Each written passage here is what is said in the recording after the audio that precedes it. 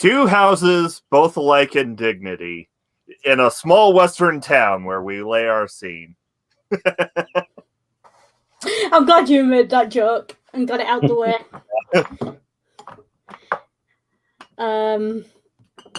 Because that was one of my little notes that I'd made. Don't laugh. My mule doesn't like it when you laugh. It's the impression you're laughing at him. If you apologize like I know you're gonna, might convince him you didn't really mean it. And so, a special thank you to whoever's lurking in the chat right now and whoever may be watching in the future. And if you didn't catch it, we're talking A Fistful of Dollars today for our spaghetti western in Western Month. Can I just point something out? You must have pretty big hands if $1,000 is a fistful. Yeah. Because that's how much he made throughout this movie.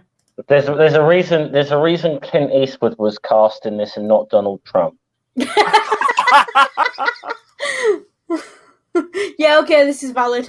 And as much as I made the Romeo and Juliet illusion, it's not a retelling of Romeo and Juliet. It's actually a remake of a Akira Kurosawa movie called Yojimbo.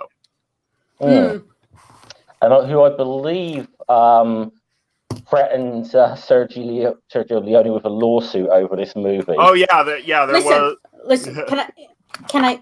There's a lot of reasons to want to sue Sergio Leone over this movie. The fact that it's a rip-off of another movie is so low on the list it doesn't even make it. I think this is interesting. So I've got a feeling Noodle and I are probably going to disagree because I love this movie. But I'm also well aware of the many faults this movie has. And I said, just before we went live, I just said, now, I love this movie, but does it have the greatest plot in the world? No. Does the greatest continuity issue? No, it's not good. Does it have the greatest dialogue in the world? No. In a way. What does it have? The only thing that's good out of it, and because it's the only good thing in the movie, it stands out as being absolutely fantastic, is the score. Yeah. Which I will absolutely tip my hat. The score is. I'm glad you got to that because gorgeous. I read a bit of trivia. Yeah, Ennio Morricone's score to all three of the trilogy of these films is absolutely epic. And obviously, I know we're not covering it, but I mean, The Good, the Bad, and the Ugly, which is the third, and it has two of the most iconic pieces of music ever associated with Western movies. Yeah, which is obviously, But Noodle was saying things. Sorry, yeah. Yeah, so the music is great, and I know because I read a bit of trivia on this. Apparently, the director, and it's a problem I have with this film, some of the scenes are really dragged out.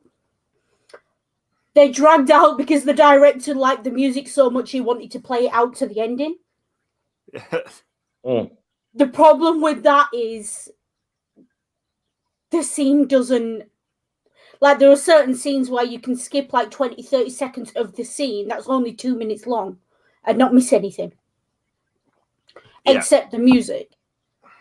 So for me, cut the film down and release the music on a CD. And then you get the best of both worlds. That's how... Yeah. But yeah, I did love the score. I will say outright, I did love the score.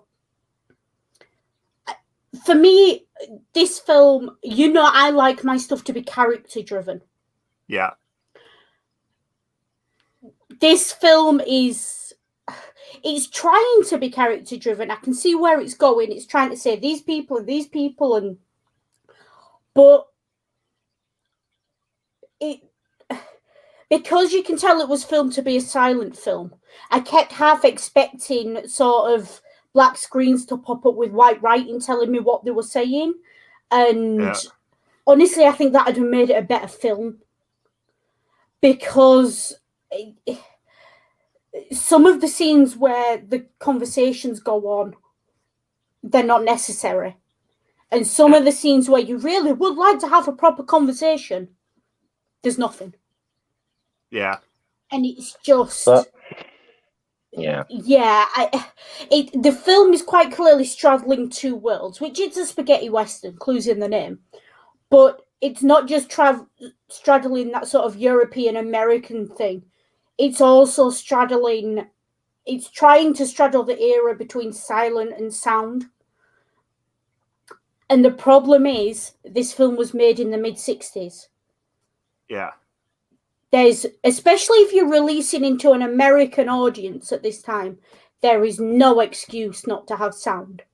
Yeah. Now I get it. The Italians had lower budgets and everything else. Yeah, I get it. It's not a bug. It's a feature of the genre. This is why. Okay, please let me finish, Scummer. Sorry. Yeah. In this genre, looking like a silent movie but having sound is a feature, not a bug, for the fans. But for people who are not keen on that, it's a bug. And for me, it's a bug. It's an irritant, because I'd rather watch a silent film or a sound film, and I know what I'm getting. With this, it's like I've walked into, like, an American chain store and tried to order spaghetti bolognese, and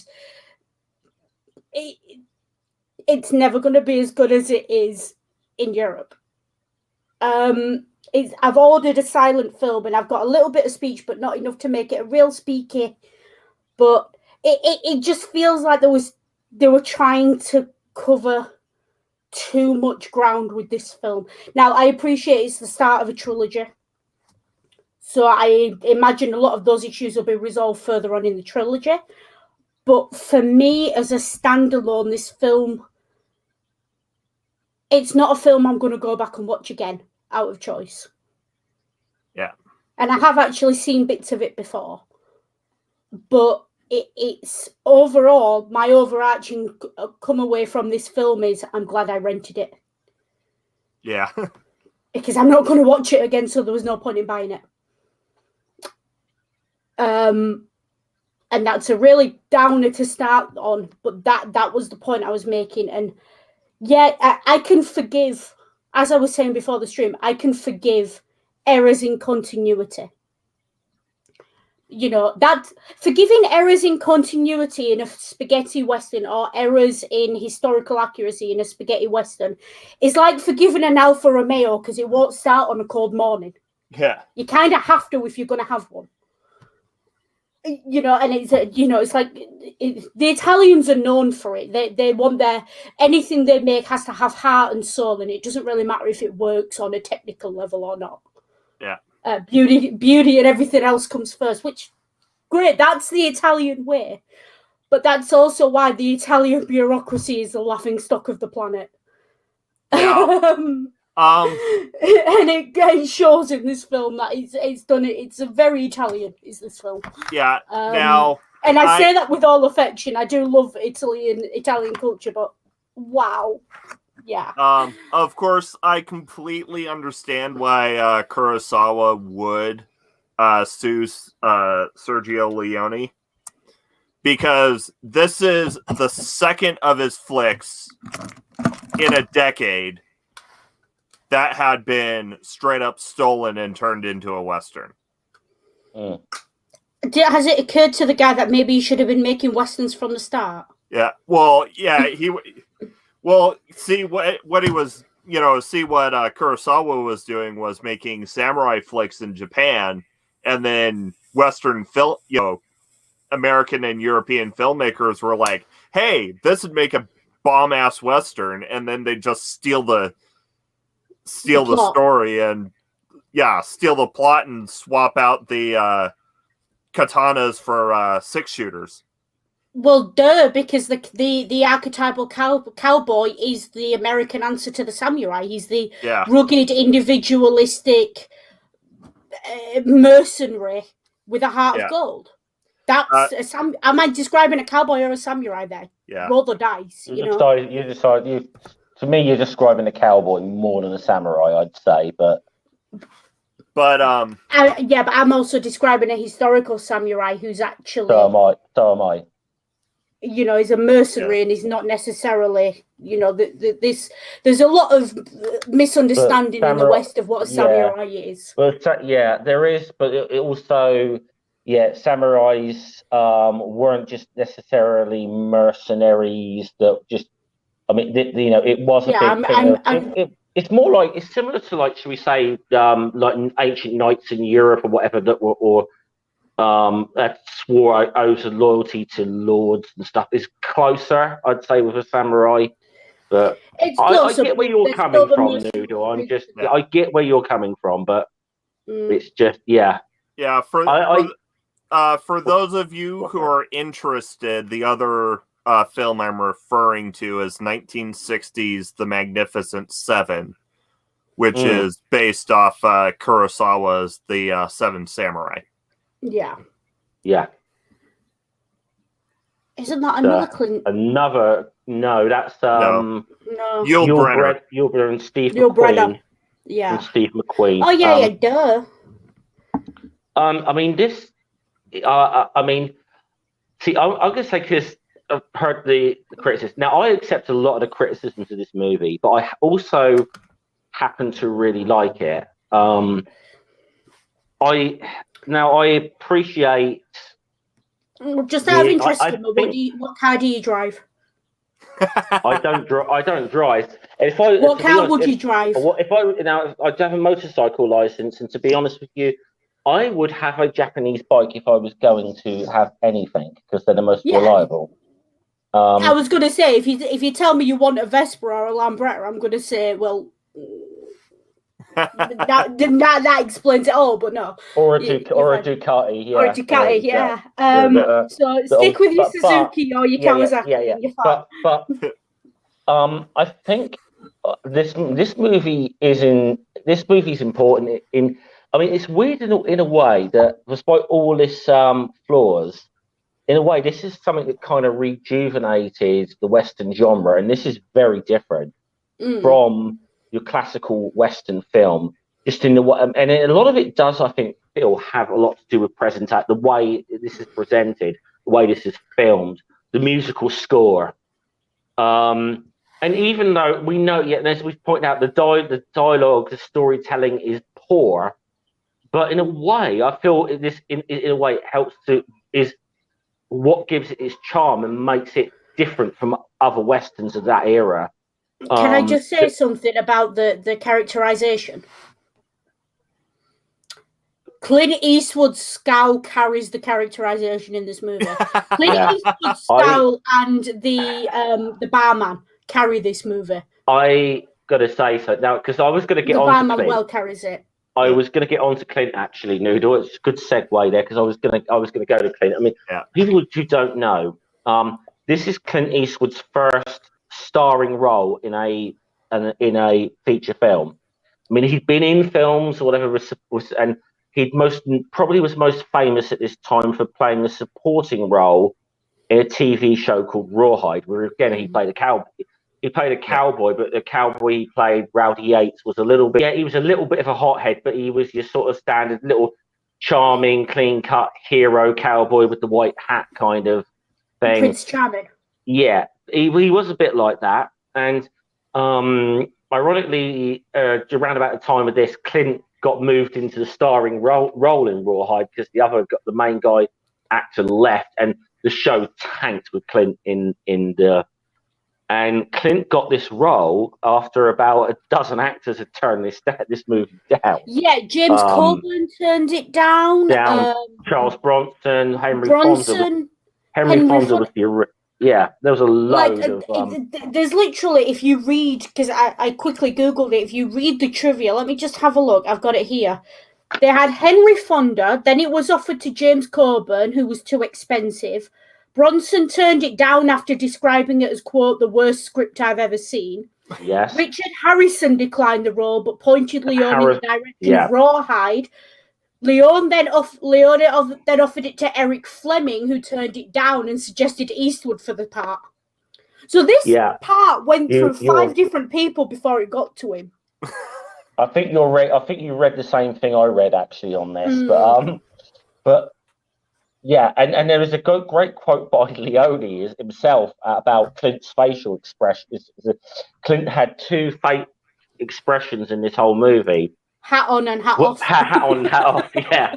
But in a way, I mean, obviously, this turns out to be in a way, it's one of those things one of those happy accidents that turned out to be like the perfect casting for this role, which is still to this day probably the most iconic role of Clint Eastwood. Well, you can maybe argue Dirty Harry or something, but the Man with No Name. This is the thing Clint is like iconic for. I will say as well, completely again talking about happy accidents. Let's talk about that first shot of a shooting. Yeah. Do you know this bit of trivia? Traditionally in westerns, we talked about this last week. You see, cowboy takes the shot, his gun jumps back, camera cuts, bad guy drops. No blood, no guts, no gore, no nothing. Yeah. What happens in this movie? The camera comes round behind Clint Eastwood's shoulder and you see him take the shot. Yeah. And that's because Clint Eastwood didn't bother to tell the director that wasn't how it was done in America. And then that has now become a staple of more modern westerns and of action films in general. That's how you show a shot. Yeah. Because otherwise, everyone assumes it's faked if you cut from the shooter to the drop. This is how you show that the shot's real. Well, not that it was in this movie, but let's Though, you know, we dead rag on the writing a bit, but there is a bit of a bit of writing that gets that brings a good symmetrical commentary, at the very beginning and at the very end of the movie. Mm-hmm. Where, the Man with No Name says, at the beginning, it's, so you have the Rojos on that side of town, the Baxters on the other, and me in the middle. Guy, I can make a lot of money here. And then at the end, it's, so we've got the U.S. government on one side and the Mexican government on the other. And me in the middle. No, I'm too dangerous. I'm leaving. Too dangerous for me. That's too much even for him. Man knows his limits, and you've got to respect that, haven't you? Yeah. Yeah, and again, I think this is what I was going to say. One of the things where this movie definitely takes a departure from a lot of westerns is The Man with No Name as this anti-hero. This is where this definitely takes and I know Clint Eastwood is kind of quoted as saying this was part of the appeal of why he wanted to do this movie when he got the chance, was he wanted to do something that was like a bit more of an anti. He didn't want the cowboy in the white hat and the shine, this character is not your standard sort of Western hero. He's not, and I will say I can see why John Wayne saw this and then went and made True Grit. Yeah. Yeah. I can see how that thought process happened. Saw how popular it was, and then went, wait, we can't just have a white hat cowboy anymore. We've got to do something different. True Grit. Yeah, and this was actually the first spaghetti western to make it big in the U.S. Mm. And I will say, just going back to the score for a second, this trilogy, you were talking about it being iconic. It's so iconic now, you only have to play a couple of notes from it and everyone knows it's a Western. Yeah. Like, so many Westerns have used a similar score to it. And it's a callback to this because this has become the sound of the cowboys. This has become the sound of the spaghetti Western. Yeah. And even the Western, to an extent, this is the sound of the West. Yeah. I mean, this was what, and that's what I was saying with what Ennio Morricone's score to all three of these movies. And obviously, like I said, like the two most iconic ones would be the two pieces from the Good, the Bad, and the Ugly main theme, and the Ecstasy of the Gold, which is again from that same movie. Yeah, I mean, if you looked at cowboy films or the Western films before this, a lot of the score was big, epic kind of sounding music. I mean, Ring mentioned the Magnificent Seven, good example of that. Yeah, big, epic kind of dramatic kind of music. This has got a totally different flavour altogether with this. Yeah, so Westerns before this wouldn't have been out of place with a soundtrack from The Lord of the Rings. Yeah. To draw a comparison. Yeah. Whereas this one is very tinny, it's very closed in, and it's one or two instruments tops. And it's really punchy because of that. This is the thing, like when you have an entire orchestra playing a song, it swells and it fills the room and it takes on a grandeur. Yeah. When you have one or two instruments going, they kind of sound a bit plucky and a bit like it's like the equivalent of going to last night at the proms or watching a busker on the London Underground. Yeah. It's and don't get me wrong, some of the London Underground buskers are fantastic, but you know what I'm getting at. It's the scale of the thing. I think what it does, because in some of the pieces, in some of the films, they do build up to a little bit more of an epic crescendo. But what it sort of does, it's almost as if, like, if like when a person could like lower their voice to a whisper, so you've got to kind of focus in on what they're saying. This is kind of what Ennio Morricone's music in this does. That you sort of have to listen to this, and it grabs your attention that way, not by being loud but by just being sort of soft, and then it will build up, and it does, and it can build up to some pretty epic real epic scores. But it's like Politicians start low, end high, and just sound in general in this film is a massive theme. The bell ringer, which I'm sure we'll talk about. Yeah. Even the gunshots, a lot of them. Just do yourself a favor if you're going to watch this film. Don't count the shots. You will do your heading counting 7 or 8 shots for a frigging 6-shooter. You really will. Yeah, I noticed that a couple of times in that movie. Yeah,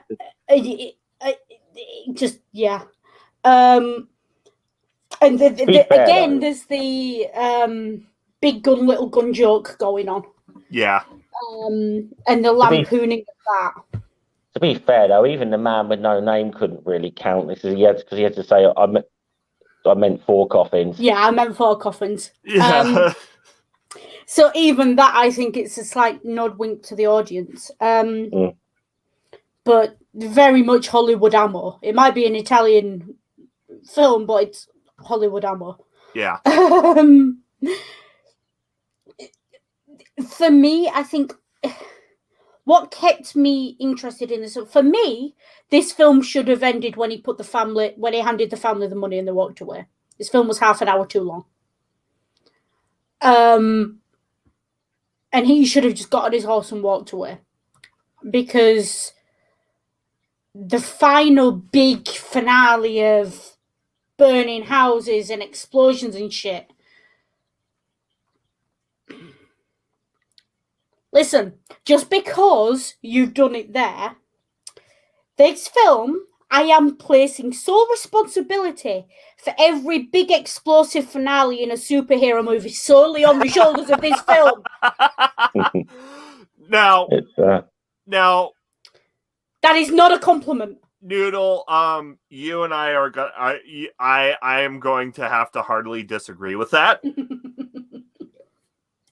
Keeps things interesting. No. Because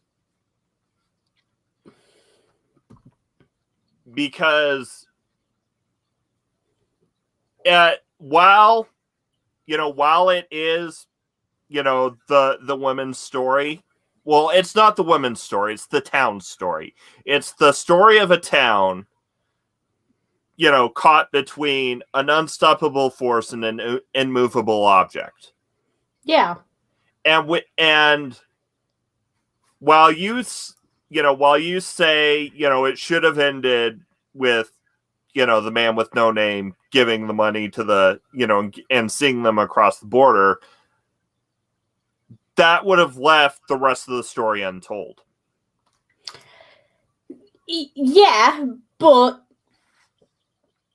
it depends. This is what I meant by this film tries to be character driven, but there's too much plot to be character driven, not enough plot to be plot driven. Yeah. This film is... Do you know what this reminds me of? This film is a Cormac McCarthy book. And you know how I feel about Cormac McCarthy. It has this...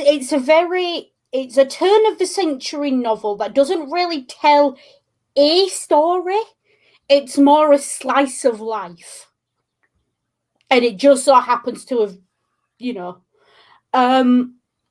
the problem with it is this big finale then tries to turn it into an action movie in the last half an hour.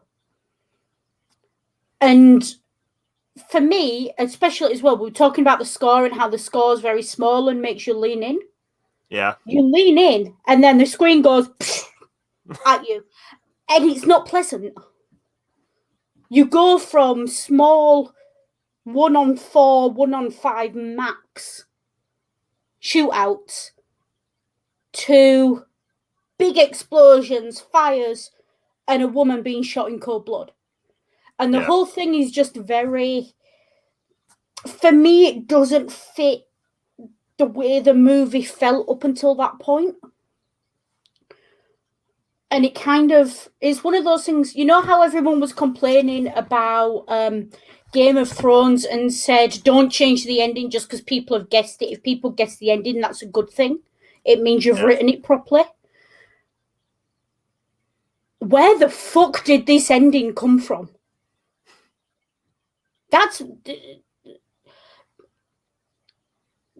Even to an extent, I can see the Rojas going after the Baxters and burning down the house. I can see that bit. Yeah. But once he's in everything after he's ridden out of town in that box, I just sort of... I can see why they didn't want to end it there, because then he's a coward who ran away and was hiding. But also just... All he's done there in that town is create a power vacuum. Yeah. And instead of having two gangs fighting over that town now, they're going to have two governments fighting over that town. Yeah. So, what good has he actually done? Like, honestly, what good has he done? Which, makes it different from, most other Westerns of the time, because at least in the plot, tangible good is done. So basically, the man with no name is like the American government. Do you really want to say what you're about to say, given the news of the last 2 days? He goes in, he causes trouble, and then walks away and leaves a war behind. Do you really want to just be careful? I didn't say it, you did. Yes, because I said it, because I'm less likely to get arrested than you are, because I'm not actually in America yet. Yet. Get my green card. Bye. Oh no. No, I think the reason I don't like this film is the same reason it's iconic, because it's so different to a standard Western. With a Western, you kind of know what you're getting. It's a bread and butter kind of film, Good guy rolls in, saves a few people, kisses a few girls, rides off into the sunset. this is not a movie like that. And even to an extent, I've seen other spaghetti westerns. I've seen a few spaghetti westerns with Terence Hill in them and really enjoyed them. Yeah. But it's not like those either. And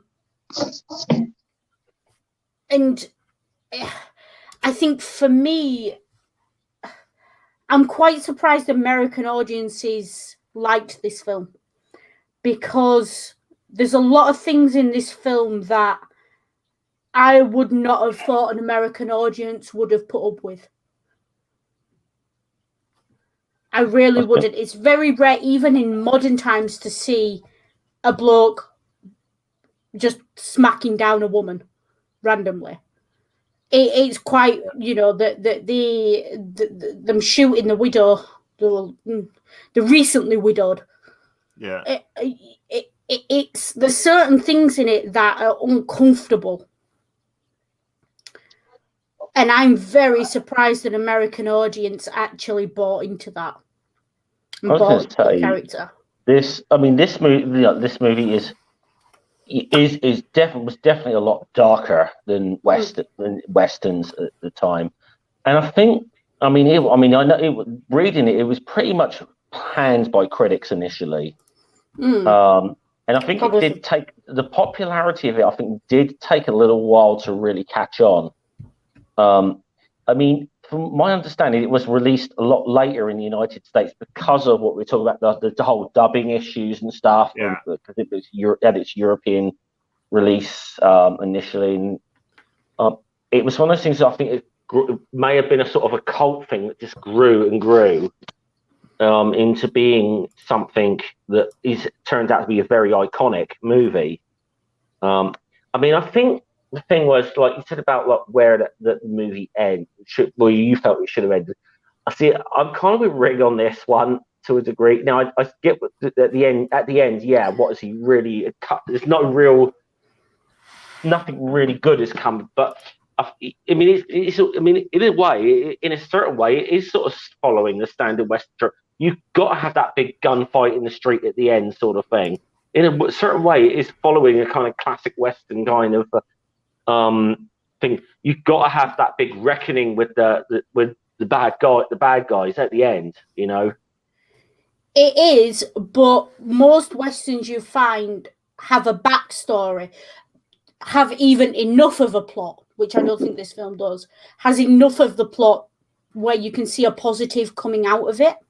Also, I've just realized I'm scrolling through the trivia of this movie and I understand why I don't like it.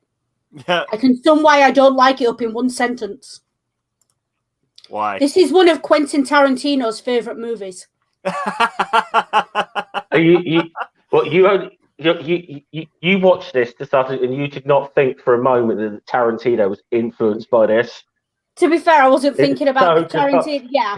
Now you say it. Yeah. Now I've seen it. It makes sense. But like I said, I could sort of see. But everything with like Tarantino. There's so much that this is pre-Tarantino, really. I've thought that about this movie for years. But again, I don't particularly like Tarantino.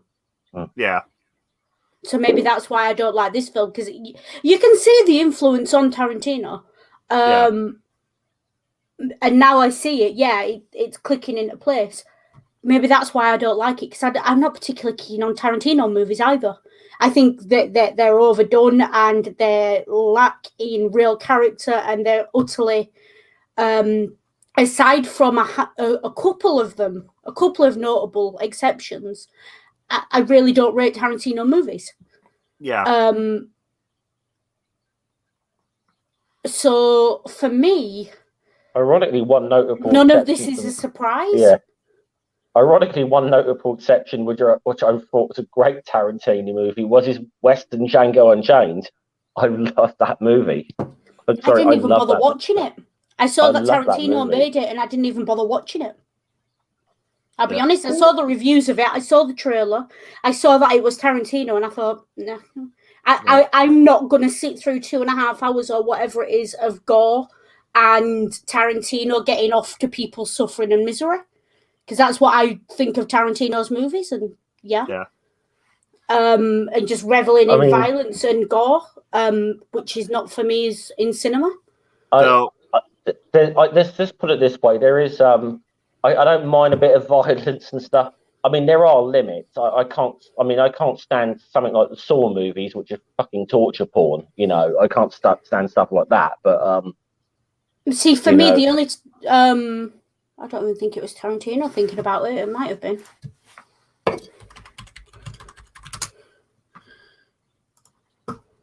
Let me Google it before I say this. Yeah, the only Tarantino movie I've ever seen, ever bothered to actually sit through, and as in started it and then finished it, was Inglourious. Yeah. And that's kind of because there's a good reason why you're reveling in the violence and the viciousness. Yeah. And it hit on a something I can get behind, but other than that, I really don't really guys films. And to be fair, I know that film is a one-off. But in regards to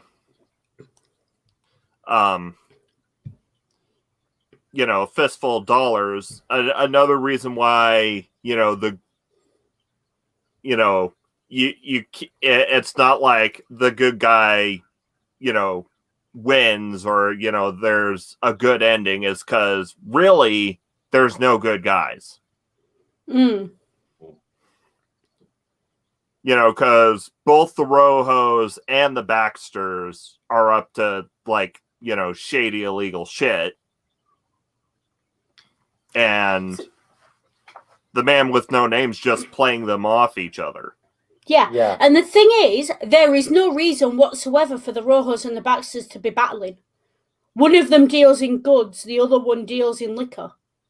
There is literally no reason for them to be battling. They're not even in the same business. Yeah. Other than that whole old trope of the town not being big enough for the both of them, really is the like they said earlier in the film.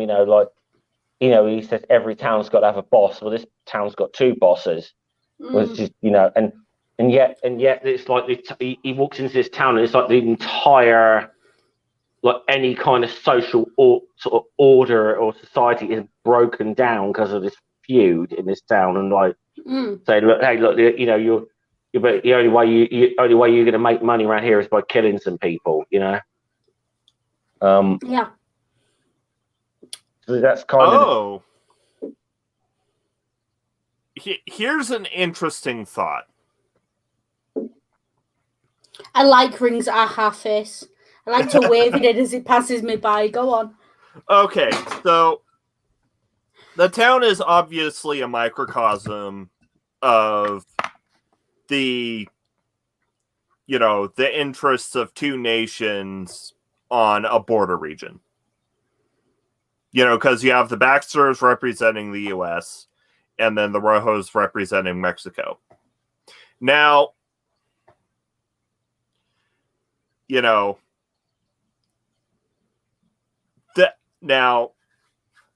this. Would you like a moment? So there were three countries, three film industries made in or that participated in the making of this film. Italy, Spain, West Germany. I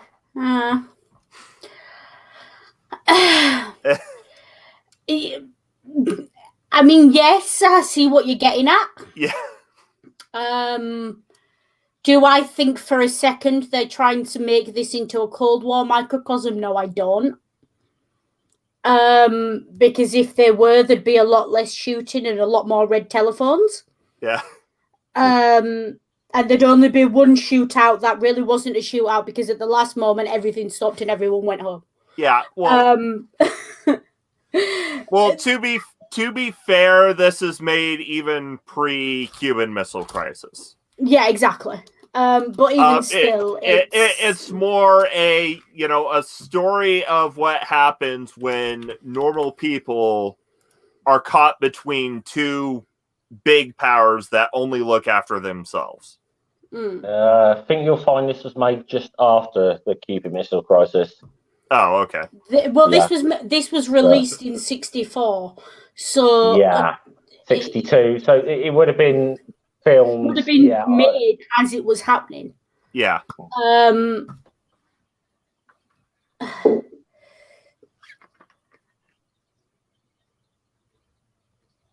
mean, I don't know how long they took to make this movie, but I mean, for me, it's either way. It is the height of the Cold War we're talking about here. Yeah. And America does have a habit of playing out its international issues on the silver screen, as it were. It does that. Yeah. And especially with it's a very American tradition to do that. And especially with Westerns, as we discussed this a little last week, I think, didn't we? But so I it was less, suggesting it's a microcosm of the Cold War, and more suggesting that, these three smaller, it was basically the smaller powers caught in the middle venting their frustration at being. My only problem with that is this film stars an American. Yeah. And yeah, the American is on the way America behaved in the Cold War. Yeah, the American who rides in, fucks everything up, and profits off of it. And then walks away and leaves it all to burn. Yeah.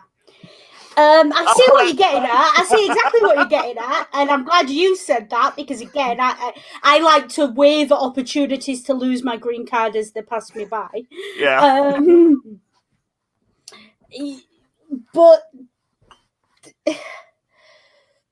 America likes to, whatever its current political crisis is, likes to dig back through history, find something that is kind of analogous to it and make a film about it. Yeah. That's what America does. It's why there's Westerns during Vietnam. It's why there's superhero movies over the last 20 years. It's why Hollywood exists. Yeah. Well, for me, patent law, but that's another story. That's another issue for another time.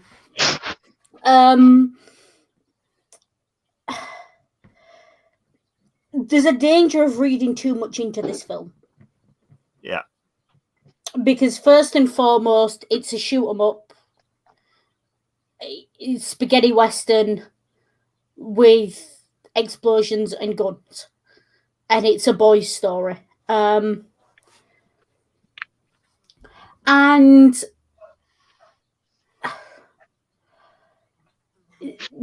yeah, we can do all this reading into it. And this is one of the things I kind of wanted to bring up. And this seems like a good point to bring it up. We do a lot of analysis on this, and we do a lot of speculating, and we do a lot of this is what I think and this is what it means. Yeah. None of it means shit. Unless the people making the film were self-aware enough to be doing it deliberately, which 9 times out of 10 they weren't. It's very rare that they'll do it deliberately, and if they do it deliberately, it's because they're making a satire. See, I think we're probably way over analysing this particular movie to sort of make those leaps, in my opinion. Yeah, but if we don't overanalyze this movie, we can log off now and we're done after 45 minutes. I know. There's certain give and take. Yeah. I'm coming all Italian now. Yeah. But it is very much. We will talk about these movies and we'll say it means this, it means that, it means the other. Unless you're writing an essay for your English teacher, none of it means shit. Yeah. Just to put that out there, like as much as I go on about the historicity and the validity and we talk about the hero's journey a lot, and we talk about the monomyth, and we talk about archetypes. None of it means shit. Nobody's going to ask you any of this shit at a job interview. It's... But before we went live, we had a little talk about the historicity, which is first said, okay, So if where you had to put this in a time frame, especially if you've watched like the other two movies in this series, it's like, okay, you just the fact that there was a Maxim gun in this movie was like, okay, you got to put this 1880s movies, and in the third movie, it's set during the period of the Civil War, so it's okay. So is the good, the bad, and the ugly years before this movie? Is it a prequel? But I think in a way it's almost. I mean, this is the kind of almost the thing with you definitely assume with the first two movies, this is the same character, and even though it seemed that with the third one, it's like, is this still the same man with no name from the other two movies? Well, this is the thing, because that's up for debate. I mean, when we get to whenever we do the good, the bad, and the ugly, we could probably discuss that a bit more. But if we ever do that movie, see, this is the thing, because the guy's got no name. Yeah. He rides a donkey. He's frigging, the only person who calls him by a name is the Undertaker, who calls him Joe. And you get the impression he just calls him that so he's got something to put on the headstone later. Yeah. It's always worth going with the name of the man you're drinking with, because you need a name to put on a headstone in the morning. But for me, this man with no name, the archetype that he embodies is almost... And this is a very crude generalization, a very crude comparison.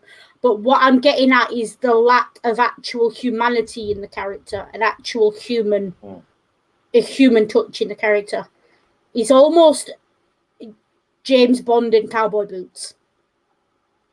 Yeah. And I say that as in, you could take any actor out of that role, plug any other actor in, and as long as they could scowl, smoke a cigar, and carry on scowling, and look like they can fire a gun and ride a horse, and make the occasional pithy, sarcastic comment, like and that's basically the job description of James Bond. Yeah.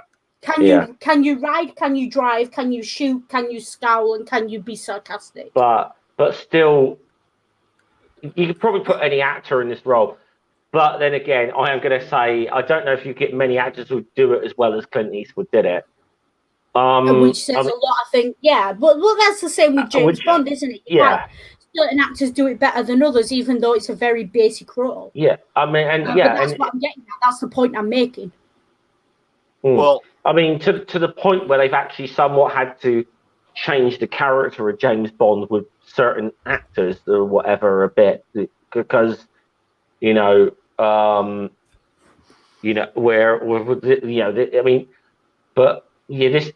this character, I think, I know if you look at some of the films Clint Eastwood did, sort of, should we say, not long after this, you can see almost that he's made a little bit of a concerted effort to show he can do other things than this. Like, okay, he did another Western called Hang 'em High after, which is in a similar sort of vein. But then the next Western he did was Paint Your Wagon, which is a sort of, which is like a musical comedy. So he's getting as far away from the man with no name there, while still doing a Western that he possibly can. Well, so basically the man with no name is the, quintessential, the gunslinger as Ronin archetype. Yeah. Which makes sense why it's been ripped off a samurai movie. Yeah. Which is what I meant by the whole, samurais and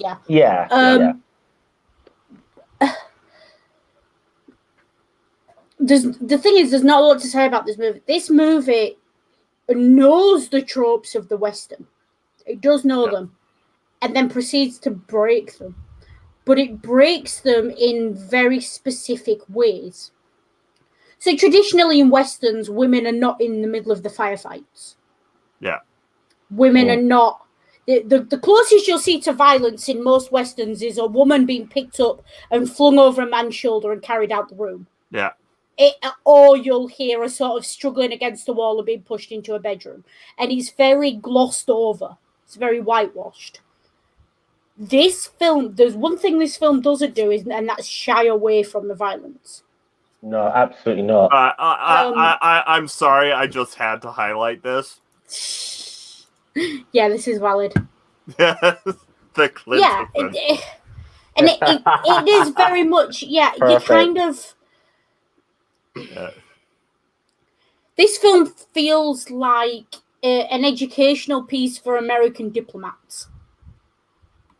But instead of being put under the what not to do list, they just told to watch it. Yeah. How to learn diplomacy, watch Fistful of Dollars. Yeah. Well, how to learn the fine art of diplomacy.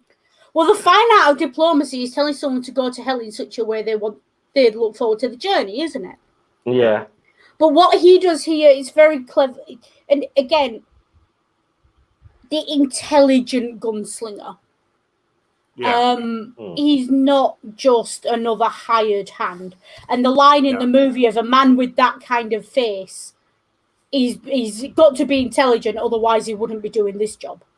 Passed. And this is the thing that he sees the strife going on with the two factions in this, and initially, he does ask the question like, which faction's the strongest? And those are the ones he pretends to be openly in support. Yeah, your average sort of guys now. Yeah, you initially think, I'm going to kill some of the slightly weaker faction here to sort of send a message to the other guys that, hey, I'm for hire here.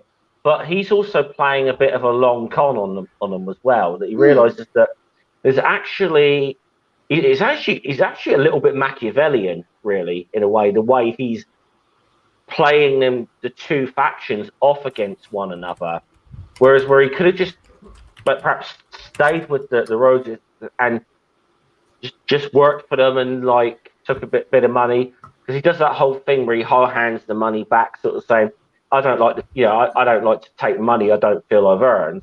But he's playing like a long con in a way. Yeah, you're right. It's very Machiavellian. It's very it's far more The Prince than The Art of War. Let's put it that way. Yeah, if we're talking about Machiavelli, but I think the one thing, maybe I'm jumping to this a little bit early, but I mean and a lot of throughout most of this movie, this is what it is. He is playing these two sides off against one another and doing what he is doing purely for profit. Yeah. Then there comes to the part where hang on. You know where I'm going to go. Hang on. We're jumping. Hang on. We're probably jumping. Ring. Yeah. What part of this movie did I suddenly decide I might actually like this character? When he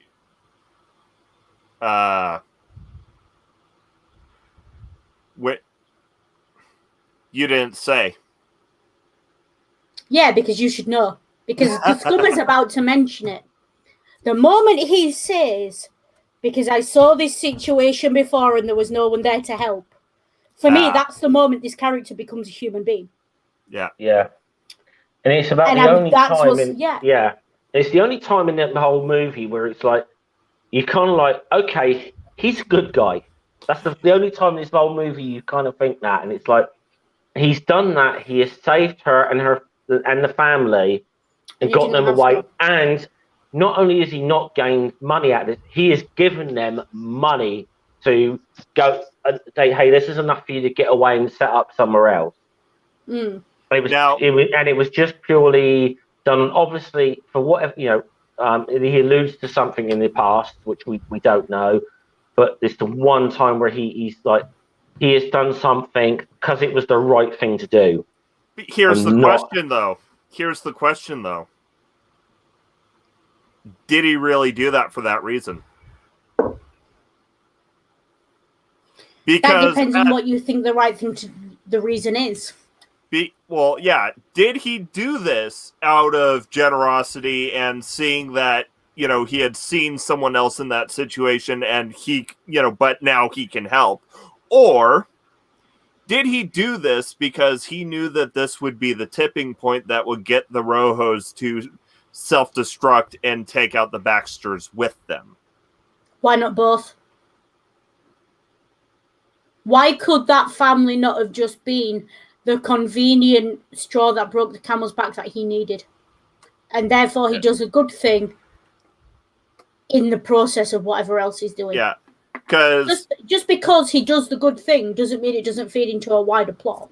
Yeah, because he knows how much, at this point, like, he's seen how much Romaine feels possessive about Maria. Mm. There is one, again, I don't like characters who make these kind of threats. I think for me, he had no intention of rescuing her when he went to that party, for me. Yeah. The moment he decided to rescue her is when Romaine turned to his man and he says, take the woman and 5 other men to the small house and you can have her till morning. Because you know what's being insinuated there. Yeah. And I think between that, I think it's very important that we see the child cry. Yeah. Because for me, that you can read into a lot of different potential backstories there. And the way he tells it, he keeps it very vague. But especially with the way they look at him before they leave, and that long extended shot of them looking at him, that's almost awkward. Yeah. Like he actively feels awkward. Like he's just like, go, and they're just staring at him. And he's just like, no, you need to go. You like now. It's like you can have your feely emotional moment later. Go now. Yeah. And you have to wonder. He walks into town and the first thing he sees is the child crying. And I would wonder for this character if he already knows the story that the barman tells him. And for me, the problem with this character is he's not all good and he's not all bad. And we don't know enough about him to know what he really is. Yeah. And that can be compelling. It can be. But to me, it's just irritating. And I was going to say, I think that is I think, though, to you that's irritating. You I think that's why, in a way, why this character is somewhat iconic. Is that sense of mystery about him. What's the film called with, is it Javier Bardem? And you could read, the thing is, in a way, you can interpret this character in so many different ways, I think. Do you know what my problem... Go on. I was going to say, it's like a lot of people who do these analysis on the character of the Joker, okay? And the whole ambiguity with the Joker's backstory and whatever. Yeah. This is somewhat similar, I'd say, that you can try to sort of analyze the motives of this character and what this person's backstory may be, and everyone's probably going to come to or interpret the motives, and everyone's going to come to a different conclusion based on their own interpretation of this, or what they're looking for in this character. Which is, I think, in a way, is what makes the Man with No Name kind of iconic in a way. That people can read him so many different ways. Again, that's probably why I don't like him. I don't like characters like that. You kind of want to know what I mean. I think you want to know what this character's all about. Yeah, I like character-driven stuff. I want to know who the character is. He's very. For me, this character is the potentially nice guy version of No Country for Old Men. Insofar as, and I'm not going to call him a psychopath, even though I've just said the word, because the concept of a psychopath is iffy and yada, yada, yada. But he almost... And I'm going to say this word in the way it's used in media and the way it's used by the general public. That understanding, not the medical understanding of this word or anything else. He's a little bit of a sociopath. So can you highlight a couple of Tusk's comments there? Because I think Tusk, I think I might have touched on this a little bit earlier. I highlighted the one about how the man with no name is deliberately ambiguous. And this is what I mean. He's a bit of a... If you've seen Sherlock, the BBC Sherlock. I have. Yeah. So, when they say to him, they call him a psychopath, he says, no, I'm a high-functioning sociopath, do your research.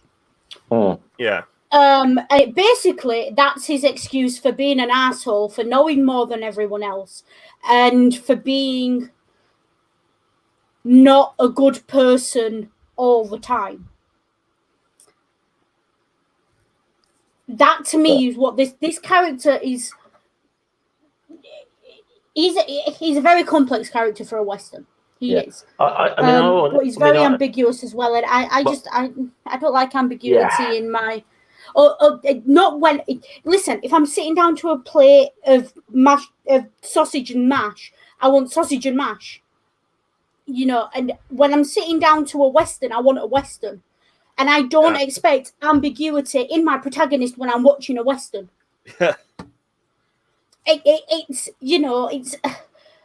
leave that kind of shit to that frigging chef down in London who fucks around with recipes. This is where I betray myself as very traditionalist in my media consumption. I like my genre films to fit the genre. Yeah. And this one just, even for a spaghetti western, it doesn't. Now, again, I keep saying this. I grew up on Terence Hill as my example of what a spaghetti western is. On, Terence Hill and Bud Spencer. Yeah. So I grew up on the comedy end of the spaghetti western, where they weren't good guys, but they didn't pretend to be good guys, and there were none of these little moments that made you question it. You kind of knew what you were getting with them. Yeah. Even to the point Terence Hill did, that the man with no... My Name is Nobody, which is a damn rip-off of this. If you watch this and then you watch My Name is Nobody is definitely a satire of this film. But for me, I prefer My Name is Nobody because at least I know what I'm getting. Yeah. And this whole film, it just... See, I think this yes, it was groundbreaking. Yes, it was. It changed the genre and it brought in a new era in the genre. But why did you fix what wasn't broken? If it ain't broke, don't fix it. See, this I think this is perhaps maybe where I don't mind a bit of ambiguity in the characters. Is possibly where I may have enjoyed this movie in a way where you didn't. That kind of that character that's a little bit mysterious and morally ambiguous for some reason appeals to me personally. I can't necessarily say why it does. That's perhaps possibly why I said this trilogy. I said the movies. I absolutely, and I mean this is the thing. I mean, when you get to the third movie, The Good, the Bad, and the Ugly, Clint Eastwood's the good in that movie. But really, it's more. I mean, really, it's mainly because Lee Van Cleef's character is so clearly fucking evil. The man with no name looks like a very good guy in comparison. To the character of Angel Eyes, which is Lee Van Cleef's character. Just because that character is so clearly evil. Yeah. Hey, Rin, do you want to talk about your channel punching bag for a second? Can I make a comparison? We got to work it in. Yeah. Okay. So you know how you were talking about the good, the bad, and the ugly, and how he's the good in that film, but only because the bad is so bad. Yeah. Lucius Malfoy is the villain of Chamber of Secrets and becomes the good by the end of Deathly Hallows. But he's still not a nice guy, and he's still not someone you're rooting for. He's still a bigot, and he's still out for his own profit, and he still don't give a flying fuck about anyone but himself and maybe his wife and kid on a good day if the wind's blowing in the right direction and he's got the time and or can spare the effort. Yeah. He's not a good bloke. He's all for himself. And I just when this film started and he was just another mercenary riding through town looking for a payday, I can live with that. Yeah. I can live with that, and I can take that as is. And that's the film sets that up, and then it gives him a bit of a heart.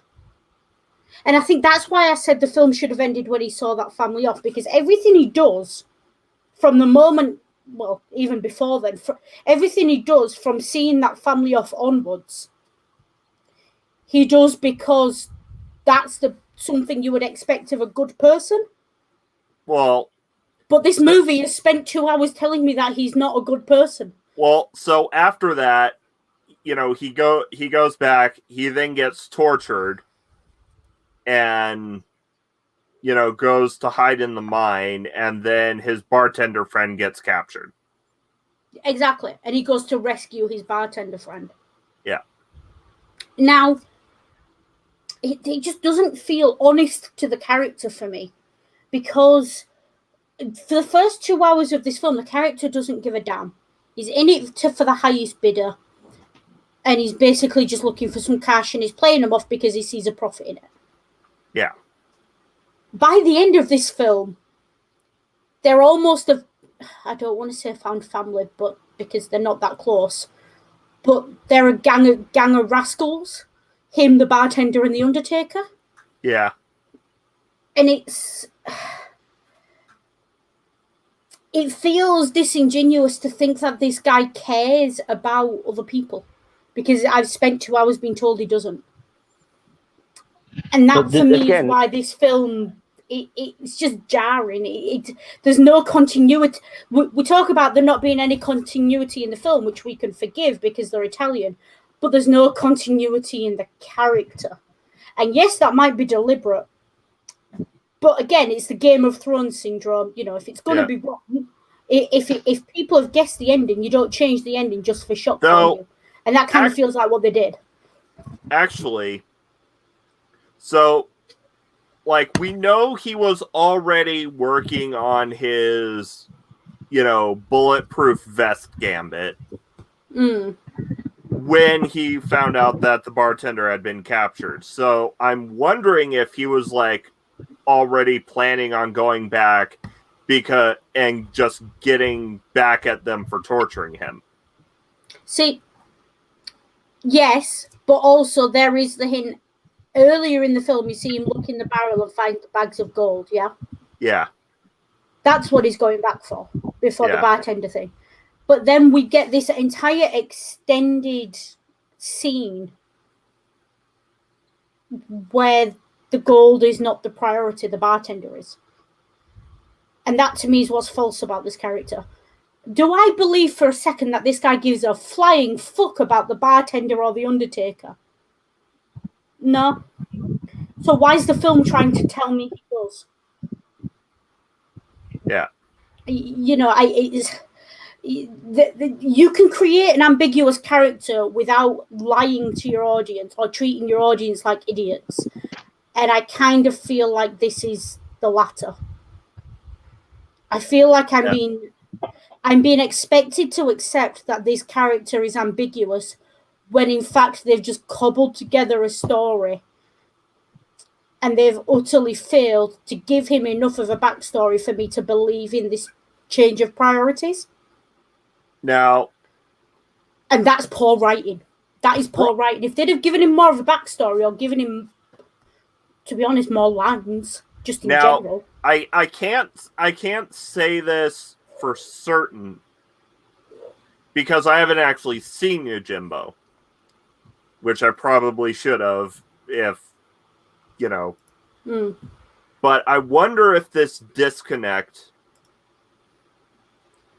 was a problem of trying, of taking the samurai movie, about a Ronin who plays two crime lords off each other, with both of them trying to hire him as a bodyguard, and then slapping it onto a Western template. Yeah, because obviously because obviously the big sort of thing with especially with samurai and popular culture is that there is a code of honor amongst samurai. But what's this guy's code of honor? This is the thing here. That's perhaps where there is the disconnect here. Look, is there a sort of some hidden code of honor where you do the right thing in certain circumstances or not? You just don't know with this guy. Yeah, there's no. I can't look at this character and say this guy has a code. Yeah, and because he seems to just go whichever way the wind blows. And especially as we've seen how, as I said earlier, how goddamn Machiavellian this character is as well. Yeah, and I think the thing is, even villains to an extent, villains, ambiguous characters, whoever they are, every man has his price. Every man has the one thing he'll kill and die for. Every man, people have what we would in shorthand call a code. Everyone has one. Yeah. This character is so Machiavellian that he utterly lacks that. And that, to me, if that's what you were going for, if you were going for this ambiguous Machiavellian character, you have fundamentally misunderstood Machiavelli. Yeah. And you've fundamentally misunderstood Cesare Borgia. Because at the end of the day, no matter what you do or what your plots are, you've got to have your own rules that you live by. And this character doesn't. Now, it is insinuated that he doesn't like when he sees the Rogers killing the women, making the boy crying. So he kind of has his misogynistic, masculine ideals. Very cowboy. But even those he doesn't uphold in the way you would expect, and doesn't behave in the way you would expect to go with those. And the problem is, Mark, if you can just put Mark's comment up, because that kind of feeds into what I'm saying. No, it wouldn't be worth writing a character with a hidden code that nobody can decide upon. The point is, in order to write a strong character, and I mean strong in the literary sense, not strong as in big macho or, strong as in a character that's actually good, a cleverly written character, as the author, you should know what this character's limits are. And I get the impression the author doesn't. Yeah. That's what's wrong with it for me. There's just no consistency in the writing. For me, my whole thing is in this entire movie, the person I like most is the bartender. Yeah. This is why Tusk, if you just put Tusk comment up, that's why I compared it to No Country for Old Men. I'm specifically comparing it to the scene with the coin toss. Does he do it because it suits a later purpose? Does he do it because he actually believes there's meaning behind it? Or does he do it just because he finds it funny? And in No Country for Old Men, that's a character point, and it's been done deliberately to make that character seem unreliable and like you can't predict him. In this, it's just that they haven't bothered to sit down and work out who the character is. And there is a difference. It's the Jack Sparrow quote. You can always rely on an honest man, on a dishonest man to be dishonest. Yeah. Whereas this, they haven't decided whether he's a dishonest man or not. Now, that's my problem with it. But there's a reason I brought up the maybe this was a problem of format translation. It's because the reason the Magnificent Seven really works is because Seven Samurai is a very straightforward film. You know,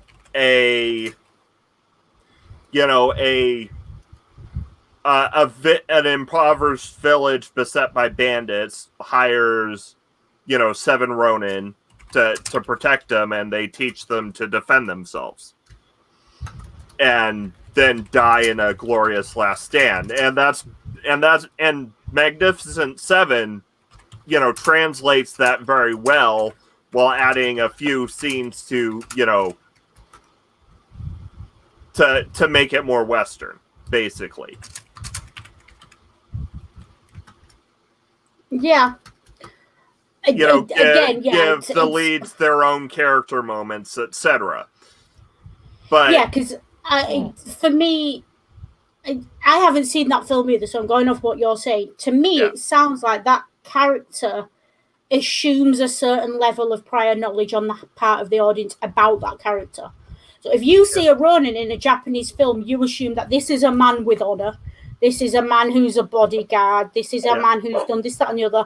This is a man who might be a mercenary, might not be a mercenary, but it's all going to play out in the film. You have that. The archetype has a backstory. Yeah. The cowboy doesn't. The cowboy appears on screen and does not have a definitive backstory. The cowboy isn't shorthand for anything. Yeah. The cowboy can be a good guy, a bad guy. He can be a sheriff. He can be a lawman. He can be an outlaw. He can be anyone. And I think that's the problem. There's nothing to ground this character. And okay, I'm gonna bring the Magnificent Seven into this again. Yeah. Because that actually may be the key difference. Maybe I got it backwards, where it was a screw up in changing Yojimbo to match the. Maybe the problem was they stuck to thoroughly to the Yojimbo plot, and that's why it didn't work. Because in Magnificent Seven, at the very beginning, you have kind of a brief montage where you get a scene where the guy who's looking for gunslingers to help him defend his village, where you get to meet each of the seven, and you get a little taste about what they're about. Yeah. There is a whole. That's that the characters within the Magnificent Seven are quite well established. I said what they're about would be Yul Brynner's character, Steve McQueen's character, or one of my favourites in that was like Robert Vaughn in that particular movie with the sort of bit suave gunslinger who actually turned out that he'd lost his courage. Whenever we do the Magnificent Seven, we'll probably get more into this, but if and when we do the Magnificent Seven, we'll get into this, but But yeah, this is the thing. It is.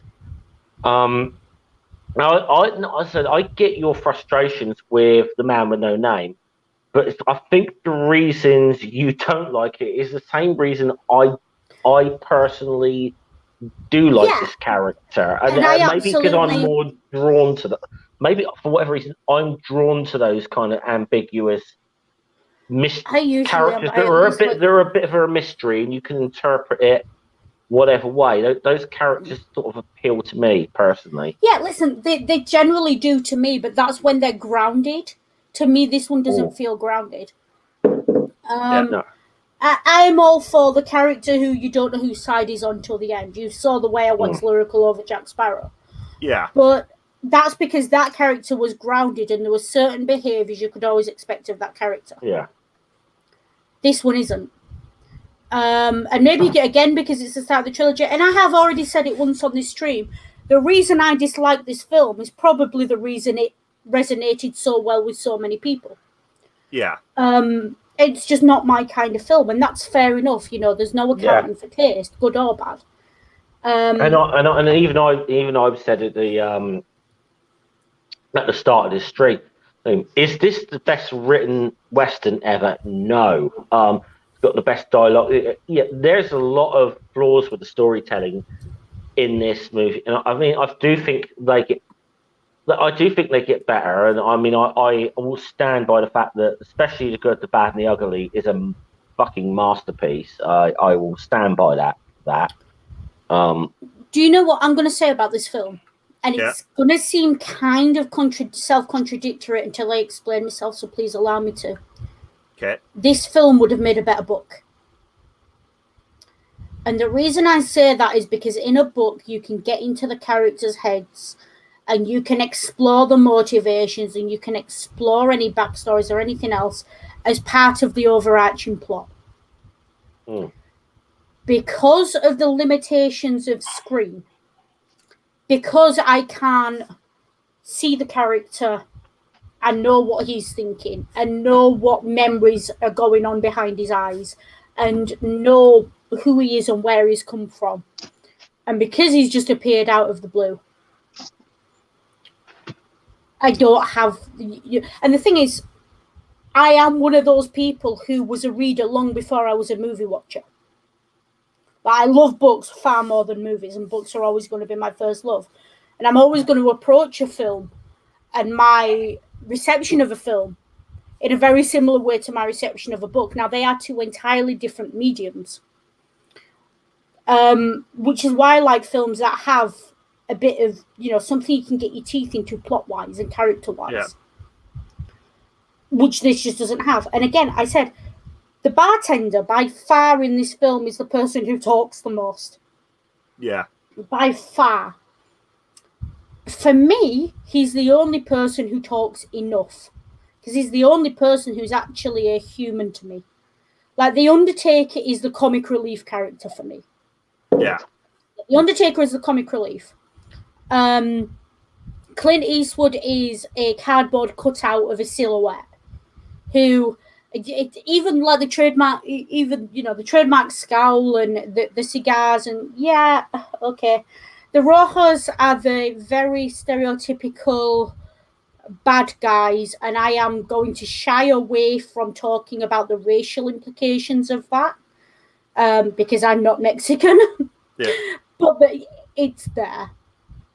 And again, maybe that's as well why I don't like it, where they turn out to be the vicious, evil killer ones against these, very obviously well-to-do white Americans who are in town.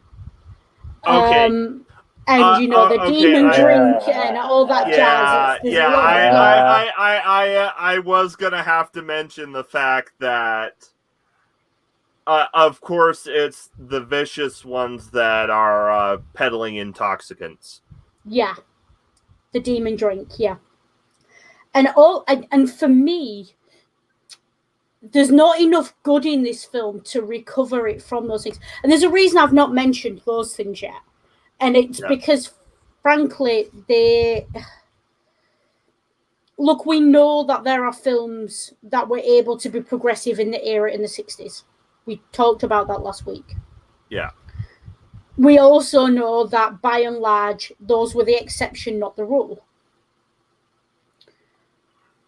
But for me, this is why I don't like Westerns.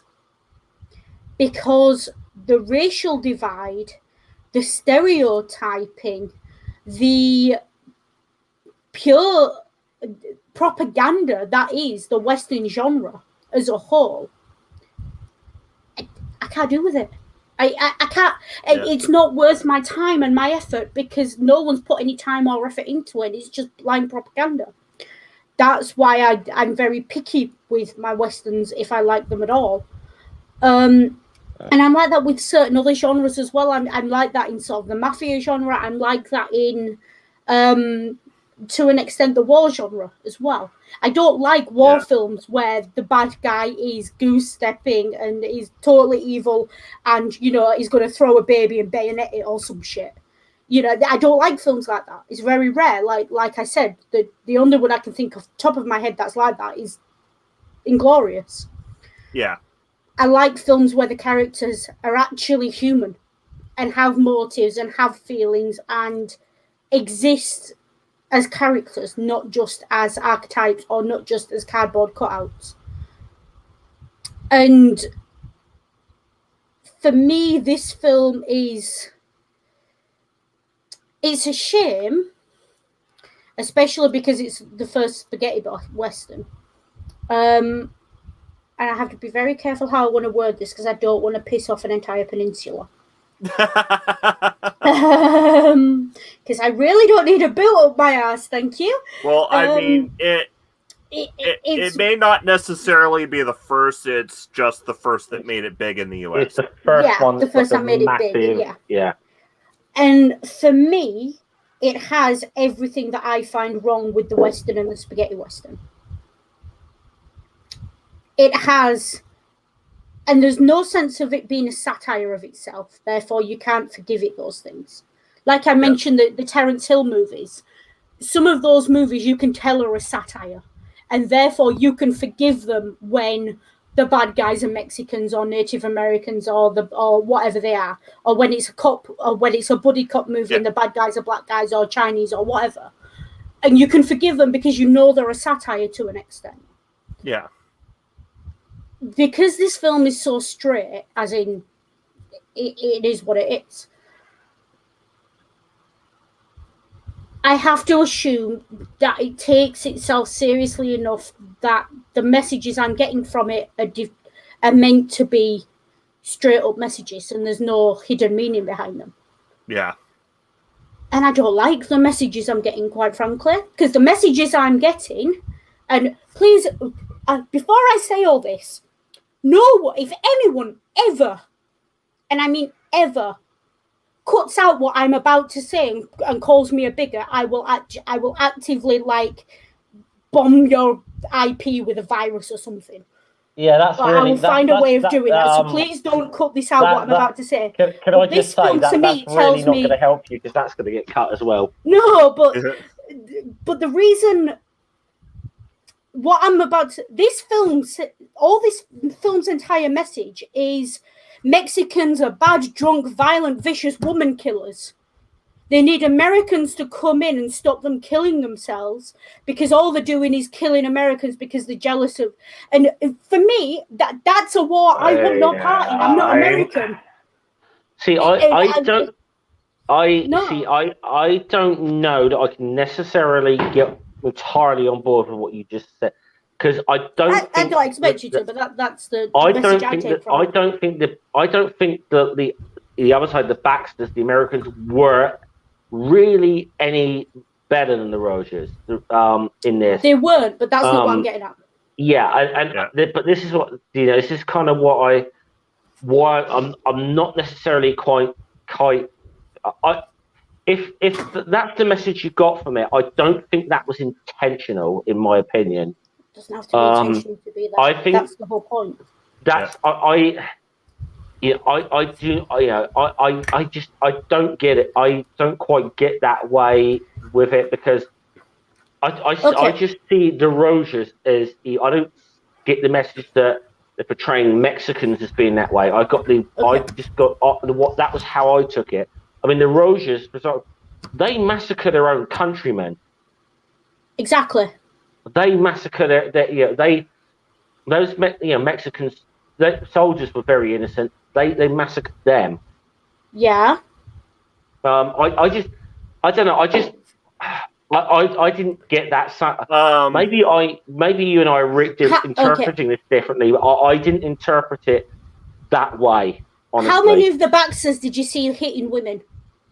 How many of the Baxters did you see getting so drunk they needed to be carried to bed or singing loudly or making louts of themselves? How many of the Baxters did you see torturing people? Also, given the reputation that has been played up about Mexico recently, in the past couple decades, that is definitely a reading that would be very prevalent to a modern audience. Yeah. One word: cartels. Yes, exactly. And you can see them as the forerunners of the cartels, which I didn't actually read that into it because I try not to stick them. Yeah. But my problem was, even to the extent that they do it to the Baxters never attack the homes. They never attack the women. The Baxters, even when they take a prisoner, they treat her well. They get a medical attention and everything else.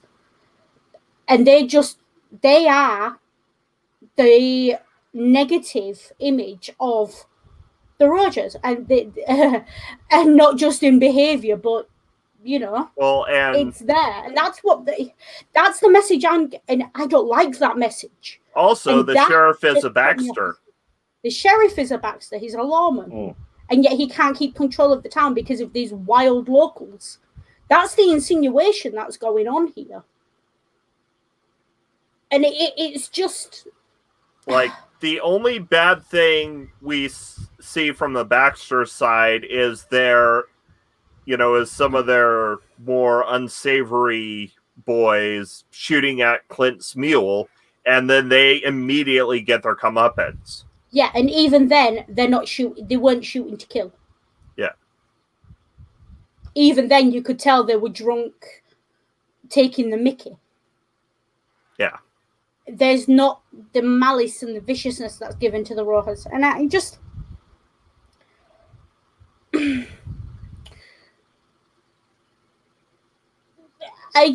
for me, I don't like films that pit people against each other on that basis. And him moving between them, you see the difference in the ways they behave.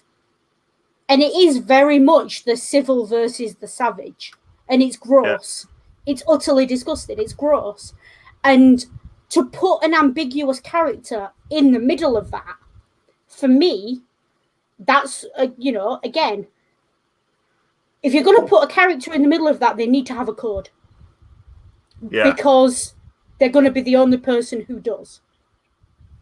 And when he doesn't, that's what makes the film uncomfortable for me. The racism and everything is bad enough, but when you see him lean into it, and it's almost the way he does it, and you said it yourself, Scummer, or was it Ring who said it, where you said he sets them up in such a way. He basically does, my dad's favourite expression for this one is, it gives them just enough rope to hang themselves. Oh. Yeah. And it's always, he's the intelligent one. And it's put into their mouths that he's intelligent. Again, they fear him because he's intelligent, not because of anything else. And you cannot get away from the fact that he is first and foremost American in that movie. Yeah. I mean, there is the quote, isn't there? Somewhere near the beginning where one of them was like, "This guy's too like." They don't like him because one of them spots that he's quite a clever guy. And they're immediately suspicious, like, of what are these guys' motives here? And for me, neither side for me is a side I want my protagonist to fall down on. So the fact that they destroyed each other in the end, yeah, great, kudos, whatever. But I should never be questioning which side this guy's on. He should always be on a totally different side entirely. And he is. But he's on his own side. I mean, at the end of the day, he is on his own side. So basically, the takeaway from this is when writing a character of ambiguous loyalty, skew more Jack Sparrow, less Man with No Name. Yeah, basically. And if you're going to do it with Man with No Name, kind of be clear about what you're doing. I came into this film with absolutely no previous. Clint Eastwood stars in westerns. It's all I knew, And I just, the bad guy in the black hat was redundant by this point in Western cinema. I can absolutely accept that was redundant, was overdone, and was dead in the water. And an anti-hero, yes, but when your anti-hero's loyalties are between the wording, the anti-hero's loyalties in this movie are split between the quote-unquote imperial power, if you like, the Baxters, the Americans, and the locals who you don't want to be in power. Let's word it that way because I don't want to. Yeah. They're not the kind of people you can negotiate with. They're not the kind of people you trust to negotiate with, even to the point where you won't even sit down, and even if when you're invited and you've made all the promises, you still don't trust them. That to me, and then the middleman is the barman, who basically, let's be honest, is a stooge for Eastwood's character. Yeah. He's not his own man in this film. He's just not. He's there to basically commentate on it and give the audience a way into this character and this plot. He's the info dump mechanism. And I just...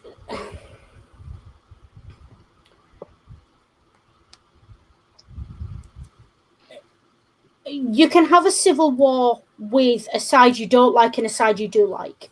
And yeah, that's what's going on here. But it's not a civil war when the side you seem to like or seem to be at least working to the benefit of overall, or seem to be most likely to have loyalty to, is actually an imperial invading power. Yeah. And the side you don't like, the locals, are presented as vicious and violent. You know, you want to talk about Westerns and presenting the opposition as animals and savages. That's all this is. It's the exact same thing. It's just presenting them as animals and savages. Like, no one's got any sympathy for these characters because they're never given any sympathetic approach. They invite the man into his home, he support, and then they torture him, and then where's the... So they are completely one-dimensional. So, in a sense, so really, I suppose you're saying that one of the big things this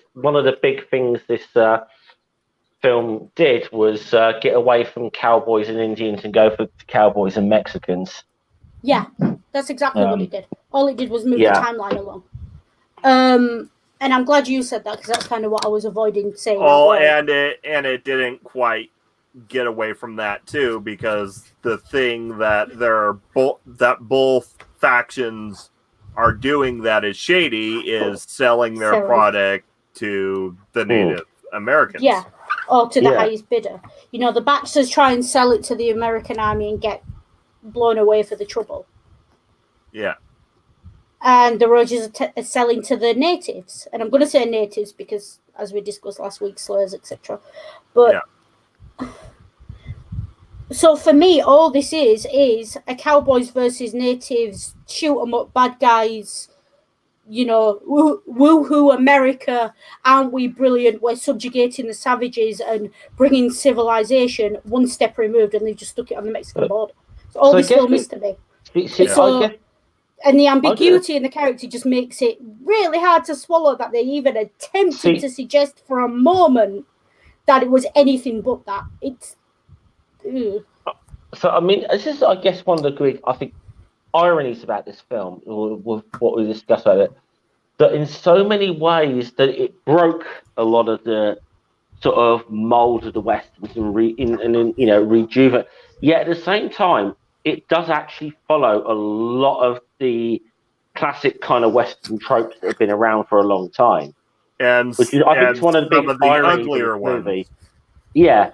And this is one of the, I think one of the ironic things about this movie in a lot of ways. And it is often, I mean, this movie is often credited, and I don't think unjustly so, of being the thing that sort of, changed the Western. And there's this trilogy, and we've seen I mean, I'd say mainly in the way it's particularly visually and so on that a Western is presented, and even in a way with characters that are a little more ambiguous that you start seeing coming into the Western movies. With this, it broke a lot of the stereotypes. Yet at the same time, this movie does use a lot of classic Western tropes. Yeah, I think it cherry picked from the classic Western tropes. The problem is all the cherries it picked were rotten. Yeah, I think is my. Yes, it cherry picked, and then it did things that were groundbreaking as well. And I still absolutely credit for the score, credit for the filming. The different ways of filming, shooting scenes and things. Credit for all of that. But if you're gonna try and reinvent a genre, you don't take the dead, gross, disgusting bits and use those to reboot it. But again, I don't know unless there's something fundamentally wrong with the audience, the genre, and the creator. Yeah, and I don't know necessarily that Sergio Leone was deliberately trying to reinvent the genre. Do you know what? I don't think for a second that any of the racism was deliberate on his part. No, I think it was almost like, I mean, in a way it was, I mean, yeah, in a way it was almost like almost a happy accident, I think, in a sense that these movies changed the Westerns. They did, but when I say I don't think even the bad stuff, I don't think was necessarily deliberate on his part, as in he sat down like this and I'm going to make him. I don't think any of that. What I think is that these films are so steeped in the Western genre and drew from the Western genre, and he cherry-picked from the Western genre what he wanted and then moved on with the rest. But it feels like, and the reason I say cherry-pick the rotten stuff is because it's almost as if he didn't have an understanding of what was good about the Western and what wasn't, and therefore chose uncritically what to take forward. And now is that the fault of a director who's not even American, doesn't know the history, doesn't have the baggage? No, it's not. It's utterly uncritical. And for me, I think in that sense, in the sense of, I want to say he's innocent, but he's not. It's more a naivety. Yeah. But there's a naivety in what he's taken from the Western to make it what it is. Because he's taken all the worst bits without realizing that those were the worst bits, and those were the bits that really should have been set aside. Basically, what Sergio Leone did. Sorry. Look, he's done what all foreigners do when we go to America for the first time. Yeah. He's looked at it and he's gone, there's so much going on here, I can't figure it out. So I'm just going to, I'll have that bit, and he's throwing darts at a board to pick them, or he's rolled the dice or something, and he's just, and we all do it. Everyone's got a mental image of what they think America is. And his mental image of what America was, unfortunately for me, appears to be the worst of it, and the worst of what the Western was. For me, this film watches like his understanding of what a Western was very naive. Yeah. Which is why technically groundbreaking, yes.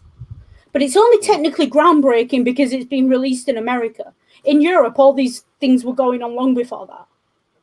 So all he's done is taken a European methodology and applied it to an American movie. I mean, essentially, what he's done is he's done that, and I think we've got to stress this point in a certain degree with this, because we've obviously been analysing this film very deep, but at the core of what he actually ended up presenting, I think, to an American audience was popcorn. This is a bit of a popcorn movie in a lot of senses here, because it is, it's a Western, but as we pointed out, it is kind of an action movie as well. Yeah. Do you know what my problem is with popcorn movies?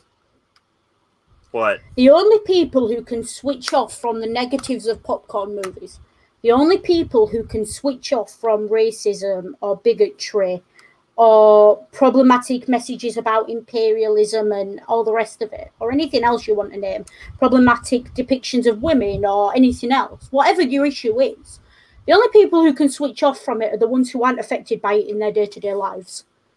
Because that is our lives, and that's why we notice it more in films. Yeah. So yes, it's a popcorn movie, but I'm at the stage, I think, in general, where I think popcorn movies, for me, I don't think it's fair anymore, or really has ever been fair, to defend a movie that has these kind of problems as a popcorn movie. I don't think it's a justification, nor is it an explanation. The two things are totally separate issues. You can have a popcorn movie, but that doesn't explain why that popcorn movie isn't a popcorn movie to minorities. But it's two totally separate issues. Like I said, I'm not. That isn't a justification of what I said there. Just to be clear. Oh no, I'm just saying in general. I'm just sorry. What that seemed like it was an attack on what you said. No, it wasn't. I just wanted to be clear on what I meant by that. Yeah. And I suppose, in that respect, and as I said, I know the problems with this movie. I said this coming in. I know the problems with this movie. I still enjoy the fuck out of it. I don't know why. I know there's problems. I know there's problems from a storytelling perspective, from things you mentioned in this. Yeah. But, I still enjoy this movie. I still enjoy this entire trilogy of movies. I'm going to say something. This movie, to me, there's another movie, a more modern movie, that I adore. And yet it is a mindless action flick with sexism, fat phobia, and racism abounds. And I put it on when I've had a bad day and I want to laugh because it's got a decent, I like the film. It is not a film I would recommend to anyone uncritically.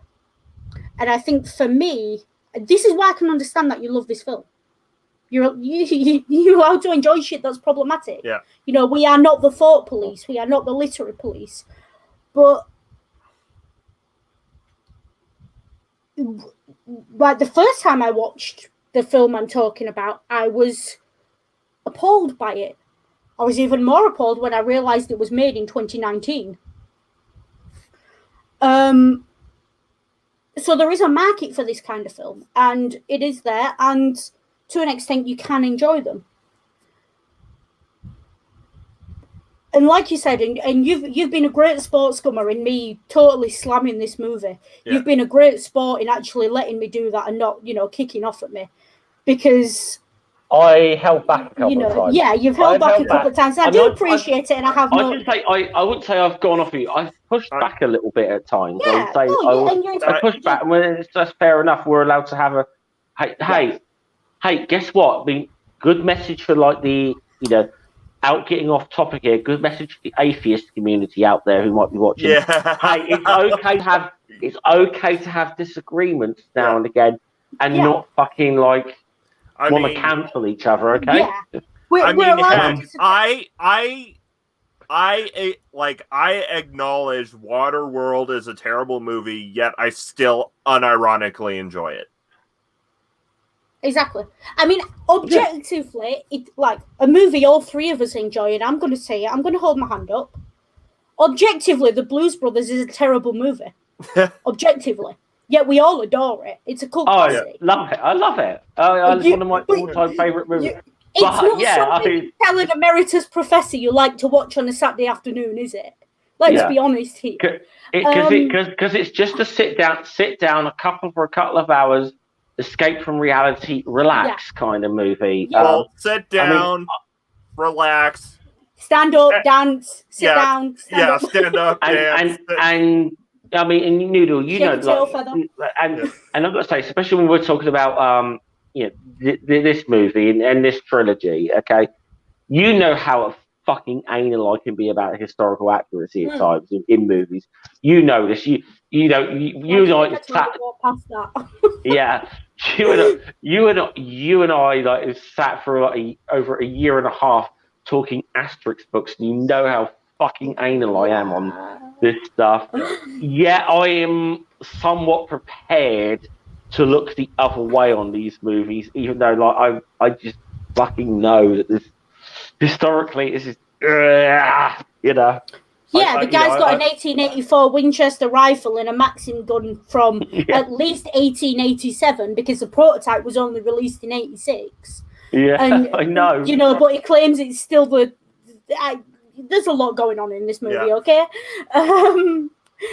But this is what I mean. We're allowed to like things that are problematic. And as much as I bitch and moan about the racism in it and, you know, pointing that out, and I noticed Ring's face. Ring was quite surprised at what I was saying. And I think when I've said it to you, Scummer, it's kind of flicked a light switch in your head as I've said it. Yeah, I think so. That it was there. Maybe I watched it and I didn't necessarily interpret it that way. But you know, you said it and I thought, yeah, okay, I can actually see what you're saying now. Yeah. So we receive it in different ways, and this is the beauty about Media Musings. We all come from very different backgrounds, you know, and that's why we can have proper discussions. But, and I'm not saying you can't enjoy this movie just because I didn't. Jesus Christ, I'm not an anti, I swear. But for me, it's not a movie I'll return to, but I can see the appeal as well, to an extent. Let's just say Clint Eastwood's mule would not like you right now. Don't worry, I'll apologise later. Yeah. It's all right, I'll apologise, it'll be fine. And that's the thing, I don't like the film, but the reason I don't like the film is because of the trappings of the genre that it had the opportunity to shed that didn't. Yeah. And because it leans into things it maybe shouldn't have, and does new. The problem when you do something new in cinema, especially when I'm being told that I'm going to watch something that's groundbreaking and revolutionary and you know rebooted an entire genre, that brings certain expectations. Yeah. And those expectations are that the bad stuff in that genre are going to disappear. Yeah. That there's going to be something radically new and different, not just a European methodology applied to an American film. Yeah. So this film doesn't live up to the hype, basically. Yeah. But also, I think just from a personal point of view of being the minority in the audience, I'm uncomfortable with what it's saying about minorities about minorities. Now, that's an unfortunate side effect of a Western. Yeah. That is an unfortunate side effect of American cinema in general. And it always has been, and until very recently, we all believed always would be. That does not mean it doesn't have value as art. That does not mean you're not allowed to enjoy it. That does not mean that it should be consigned to the dustbin of history. It just means, listen, if a minority tells you that they don't like a movie because it made them uncomfortable because of the way minorities were presented, understand that we're not going to want to sit down and watch it with you. That's it. Yeah. That we're probably going to want to read a book or do something else instead, but you have fun, enjoy. I am not going to judge you. Do I think for a second that anyone who loves this movie hates Mexicans? No. No. Because I understand there's a difference between fiction and reality. And I trust that the adults who enjoy this movie also understand that. I just don't like what the movie's doing. And for me, the movie is leaning into things And my question is, why is it there? It almost, the problem is, you know how we were talking about they don't do things, when creators do things, they don't do it consciously. Yeah. My problem is that if I can see this even when the creator wasn't doing that consciously, wasn't actively setting out to create a propaganda films that makes Mexicans out to be all these terrible things, what does that say about the creator's opinion of Mexicans? And what does that say about what the creator expected the audience opinions of Mexicans to be? Yeah. That do you know what? That's the viewpoint I'm coming at it from.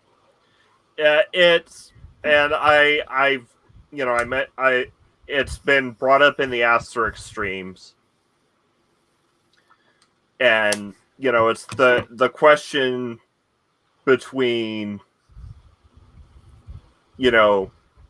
intentional malice and ignorance, and I think in this instance, it's probably more on the ignorance side of it. It's on the ignorance side, yeah.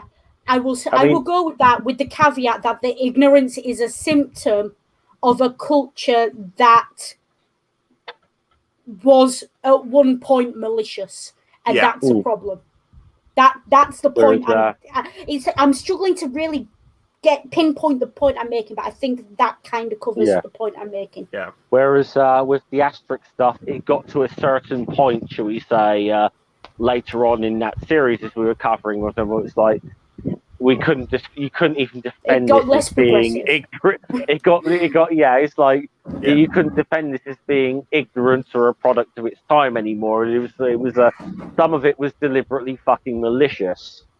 Exactly, and that's what I mean. It's that I'm not assuming that the director's doing it deliberately, but that doesn't mean that he doesn't hold some responsibility for it. But equally, that also doesn't mean that I'm gonna hang him from a bar sign anytime soon. That's not how that works.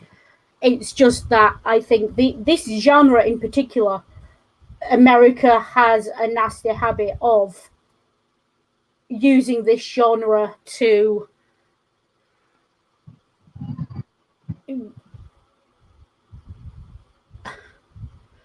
have fun with its own bigotry without necessarily critically thinking about it.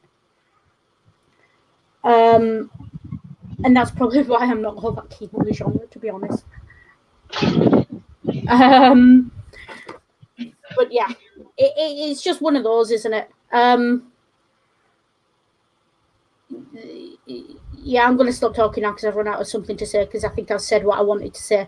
But basically, it's not the director's fault. The director is a symptom of a wider problem, which is not the director's fault either. It's no one's fault. It's not the audience's fault either. The audience can enjoy it, even though it's a symptom of a problem. Just be aware that there's certain members of the audience who are going to look at it and go, ew, not for me. Because of that problem. That this is a symptom of. That it's not the director's fault, that it's a symptom of. Yeah. I feel like I'm talking in circles. I do want to maybe tie up on a more positive.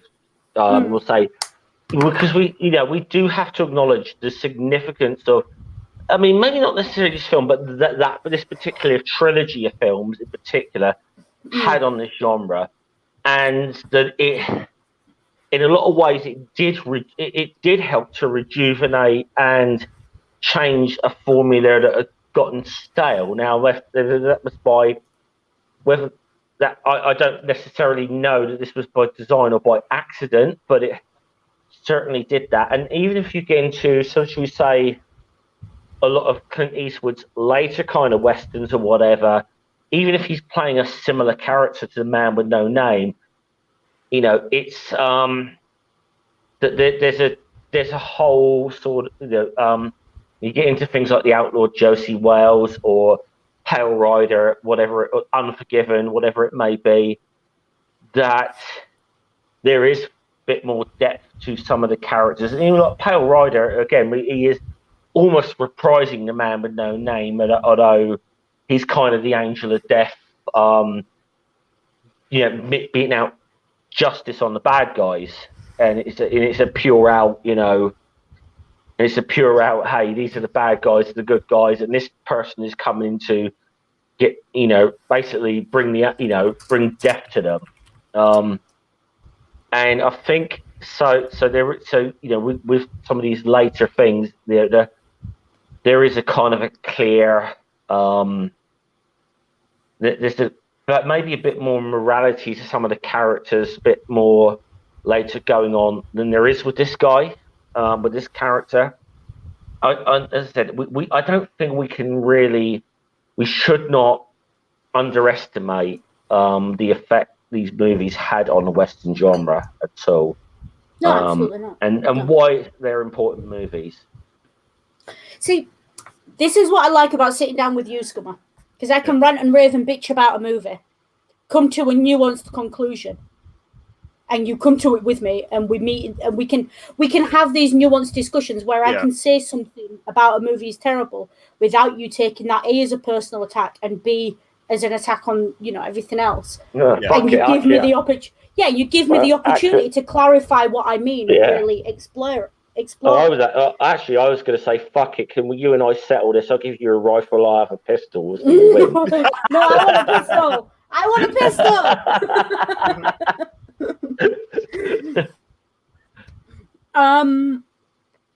It is one of those, and it is nice that just in general, media musings, we can do that. We can have these nuanced conversations, and I know I go off on one nearly every week about something.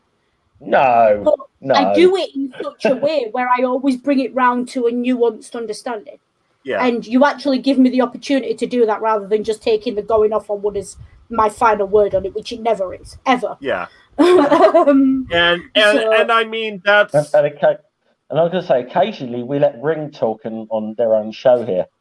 Yeah, occasionally Ring gets a word in edgeways. And I mean, that's kind of like the kind of thesis behind Media Musings is to model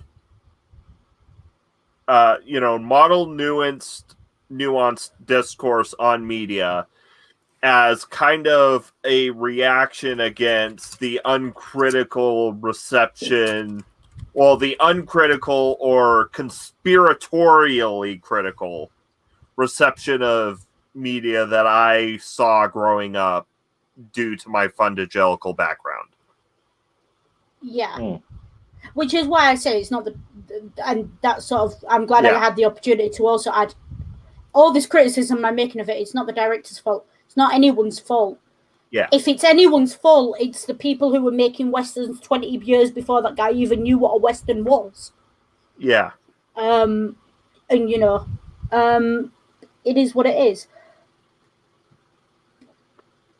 That, I think, and that's why I like this film, for a film that we said we were going to struggle to talk about because there's nothing to it, we've gone for 2 hours and got really nuanced and all up in our feels about it. Have you noticed? Yeah.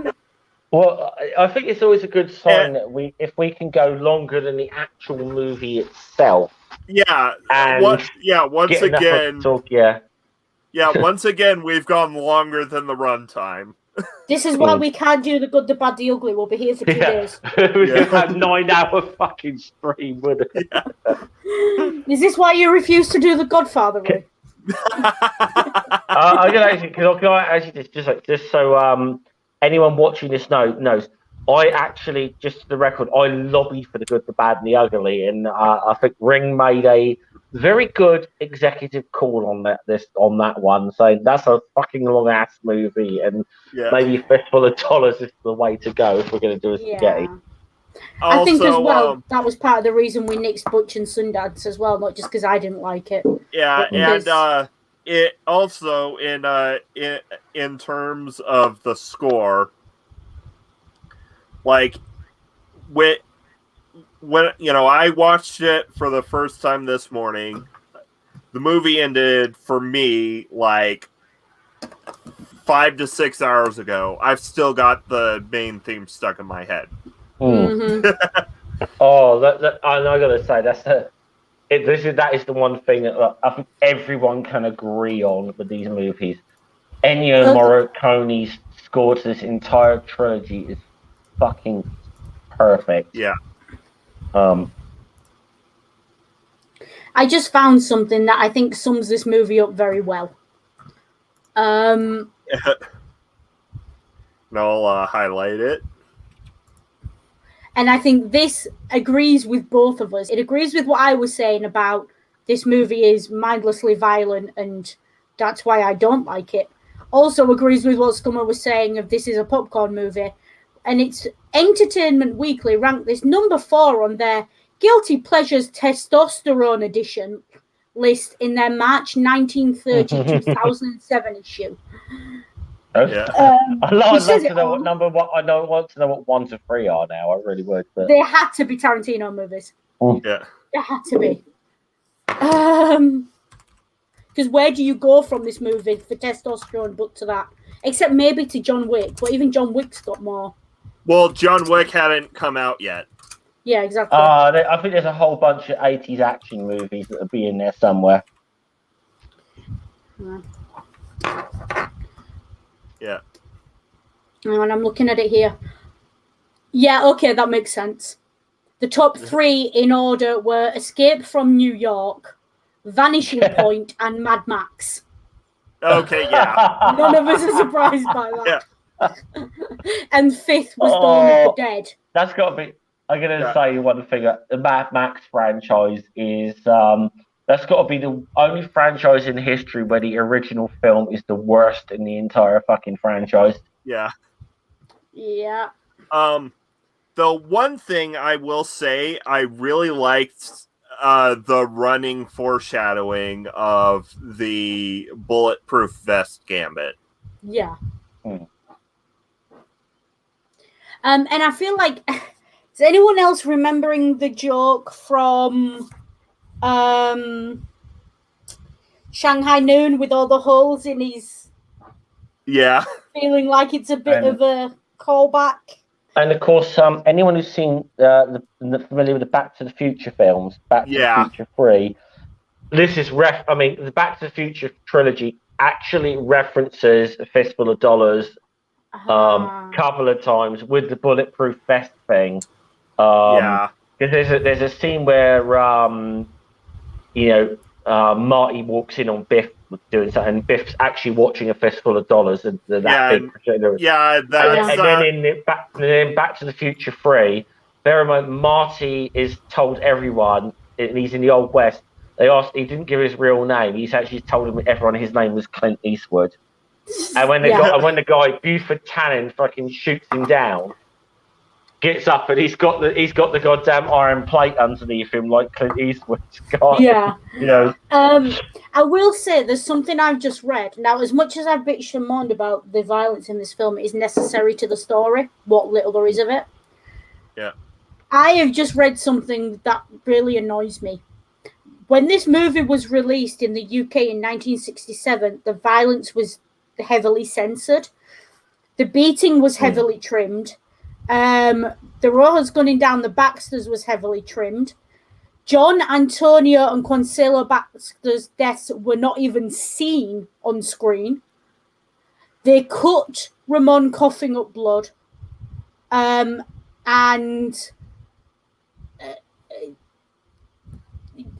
So, I don't like the violence. I don't like the violence, but the violence is what the film is. And in a sense, I don't have to go watch it. Don't cut it for people it says something again. This is where maybe this differs from a lot of westerns that kind of went for that whole PG kind of rating thing. Yeah. This was an 18. This is by today's standards, right? This is fucking tame by what we've seen today.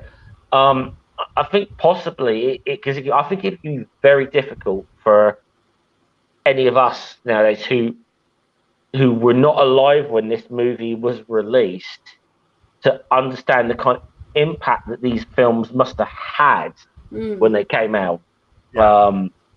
It's the same with a lot of things that there's a lot, like a lot of movies you see that you seem so tame nowadays to like our sensibilities, because we, like I said, we've had shit like the Saw fucking movies and the Human Centipede, that kind of torture porn shit that's been out there for but the way a while now. was shocking to us is how these would have been shocking at the time. Yeah. Or like compare the violence in A Fistful of Dollars to the violence in John Wick. It's a different kind of violence. Yeah. And I will say, to borrow a well-used quote, kids, if you don't understand why this is inappropriate, ask your parents. Yeah.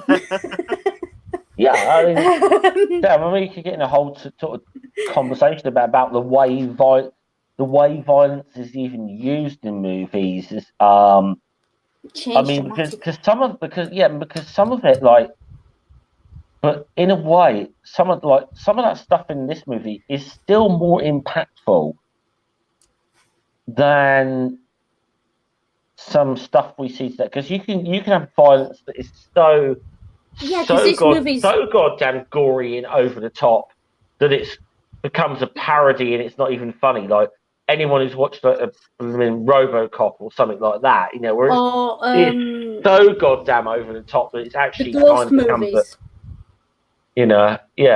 But yeah, it's almost, and the thing is with this movie as well, I think for me,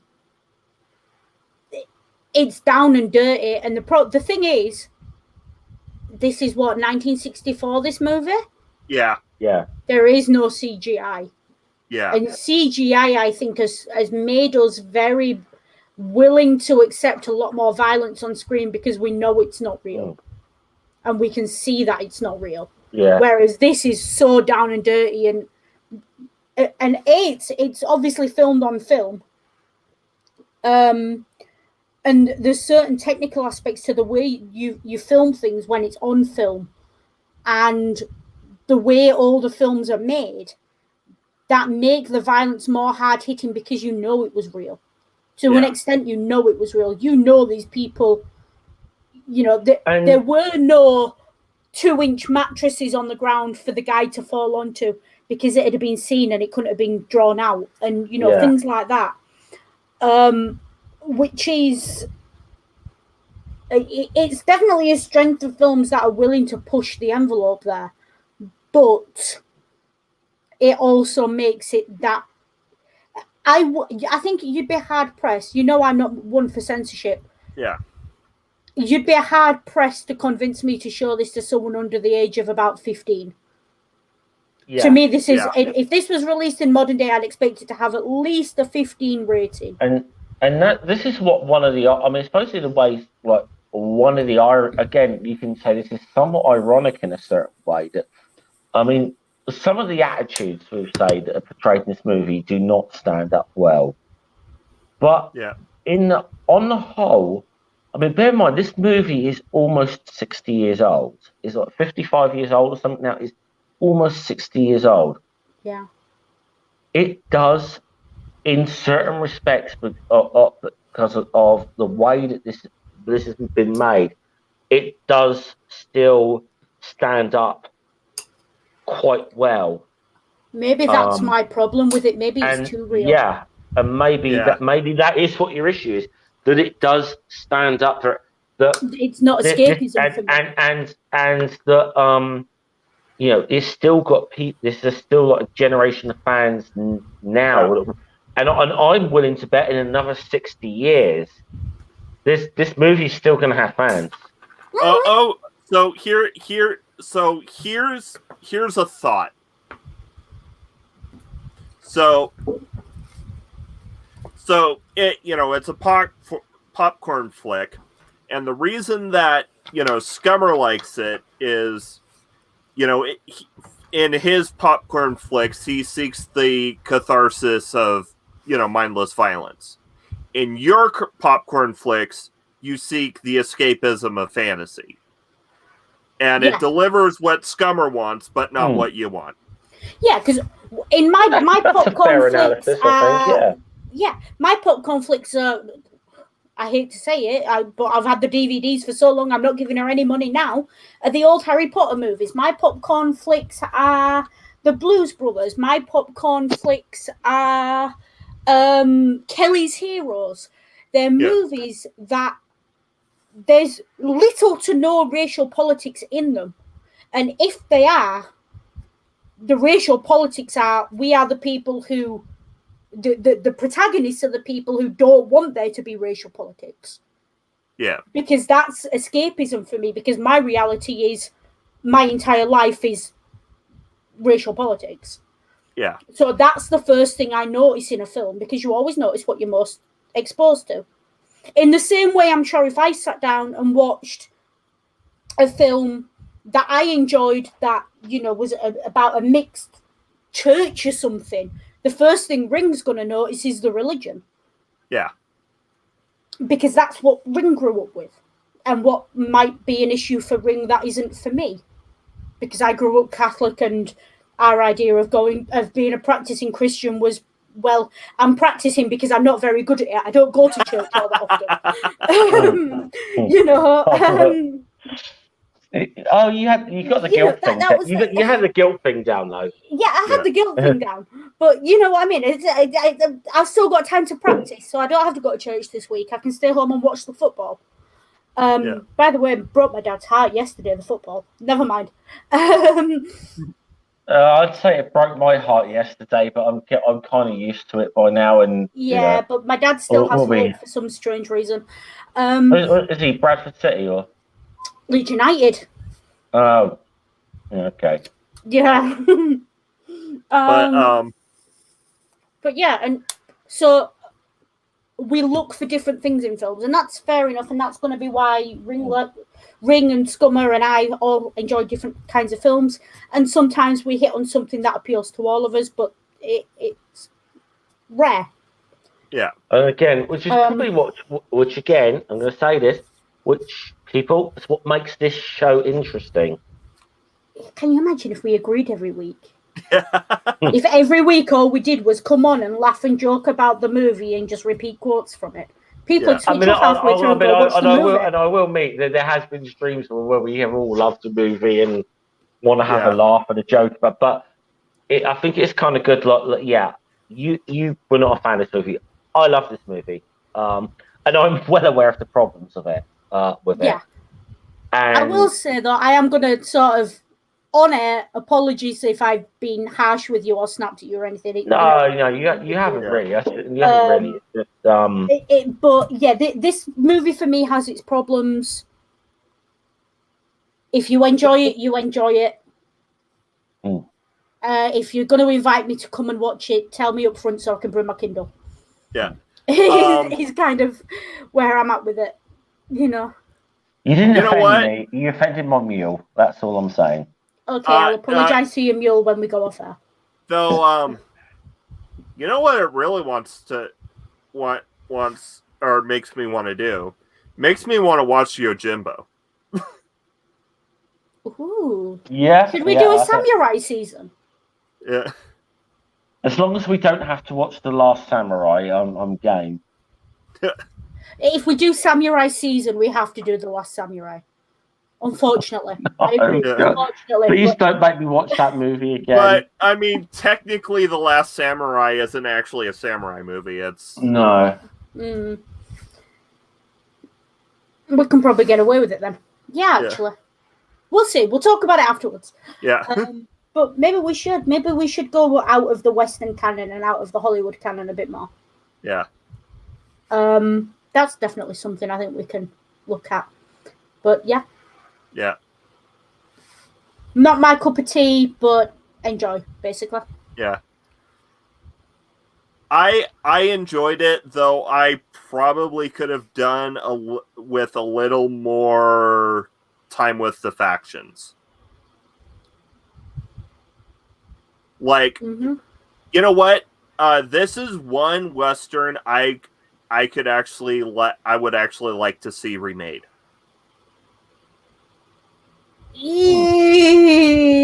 Like, actually, this is going to be weird. I think Noodle and I are going to agree here.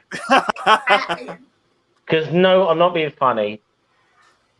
All your issues with the Man with No Name, anyone but fucking Clint Eastwood doing it is going to be wrong. I'm sorry. It's just, it won't work.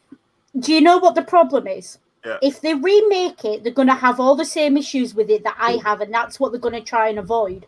The problem is, if you get rid of all the issues that I have with this movie, it's not this movie anymore. So, and I can fully accept the almost hypocrisy of me saying that, but this movie exists as is, and well, because I mean, it's bad, but a remake would be worse. Well, see, here's what I think is it's got the bones of a very good plot that could use some elaboration in some places. Yeah, but that's what fan fiction's for.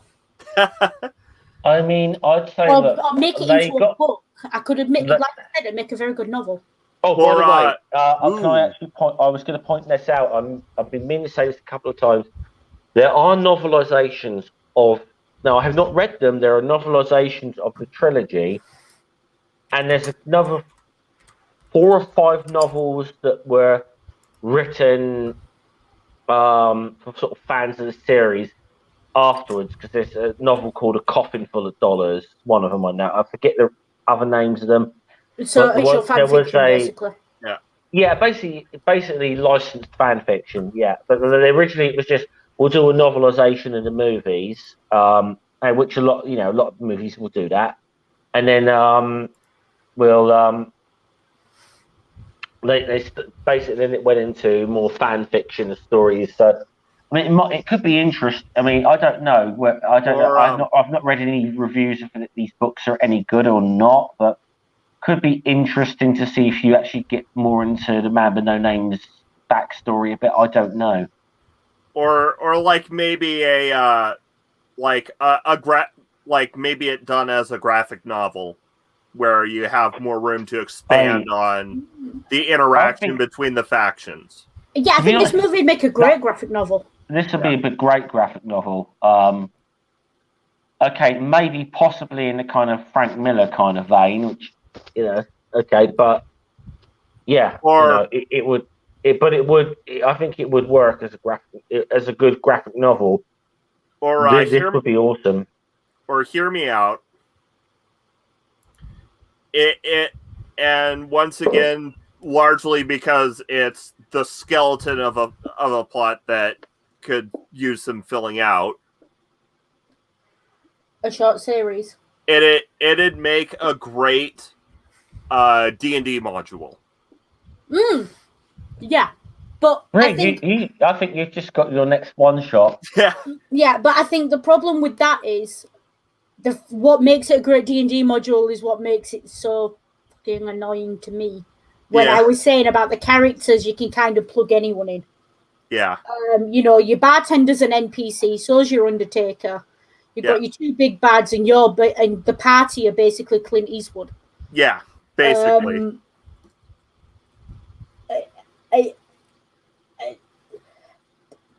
maybe I shouldn't watch films that would make good D&D modules. Is my conclusion here. Okay, then maybe. Well, come on, look, we got a D&D game out of like Kent Hovind stuff, so Yeah. Yes, but I've never watched that guy, so that doesn't disprove my point.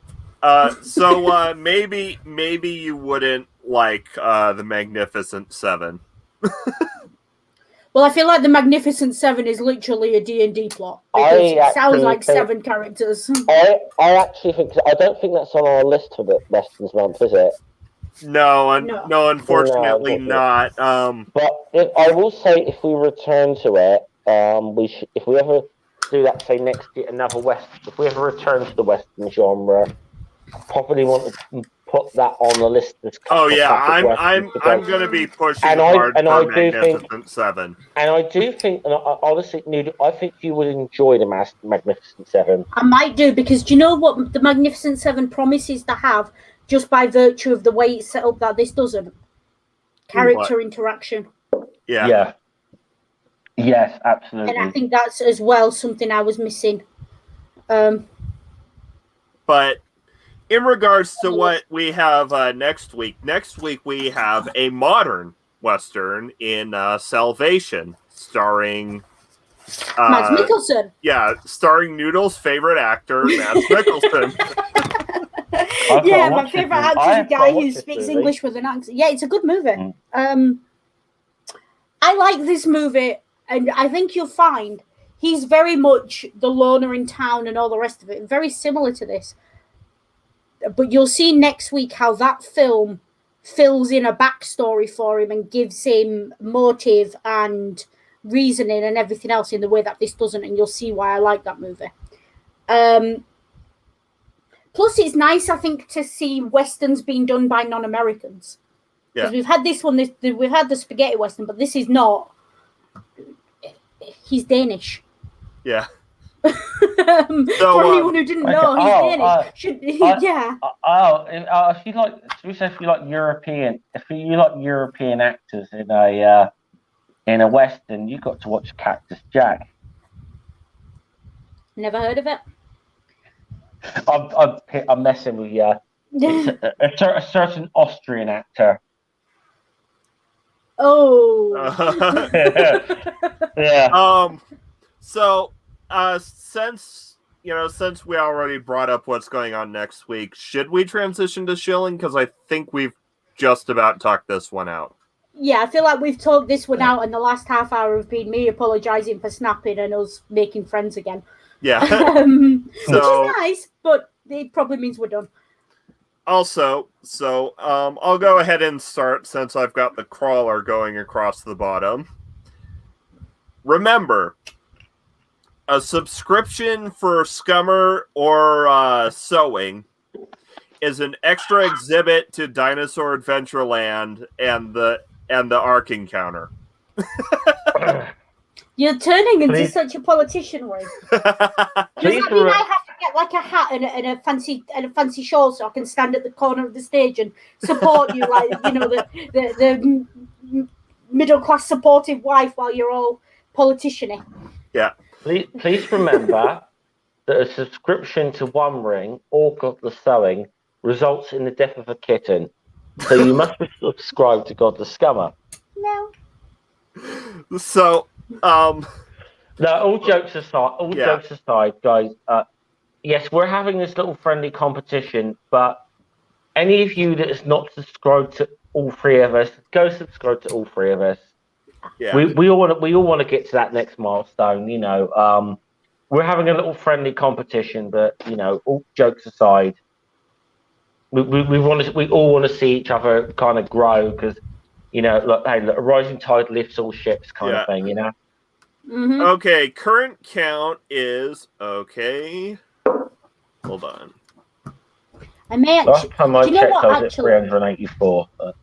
I may actually go read the book of Fistful of Dollars, because I feel like it would actually make a better book than movie. So I have no idea if the book's any better than. I just know that there is a book of it, but I have no idea if it's any good. So Sewing has 18 more to go.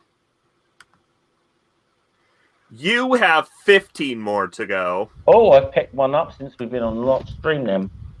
And I've dropped another one, and I've got 22 more to go. Oh shit! Okay. So, it's the goddamn problem with YouTube. You get somewhere, and it just takes a couple off you. So if you do want to see me get plastered on stream, then you've got until either Sewing or Scummer hits their 100 to get me to 200 before that. Now, just to say, this is finally poised right now, because now Ring may be behind right now. 2 weeks ago, I was about 7 to 10 subs behind both Sewing and Ring, and now I've taken a lead. Yeah. So it can all change. And also in regards to factions and such. Oh, by the way, actually, Ring, sorry, can I just say, By the way, subscribe to Noodle as well. Yeah. maybe just mention that. Yeah, to maybe be fair, you're not going to get much if you subscribe to me, but I appreciate the support. Yeah. But of course, next Saturday, the party is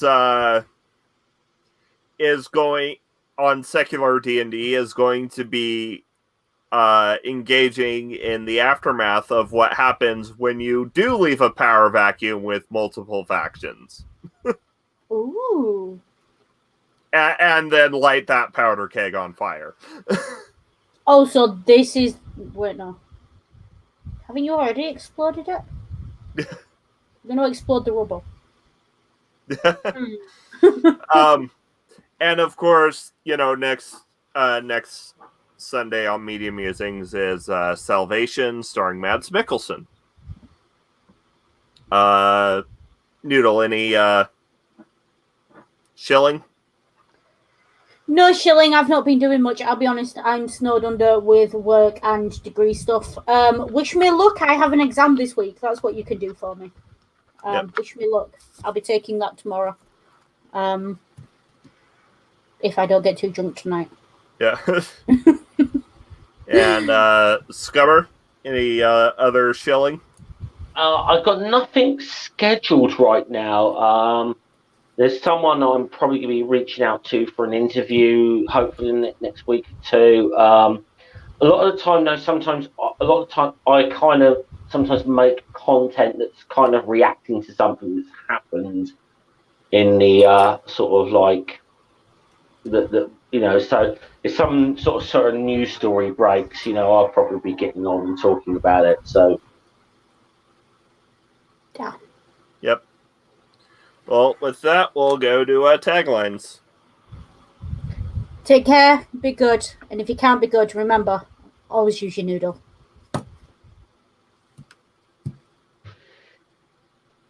Once again, please subscribe to God the Scammer or Kittens Will Die.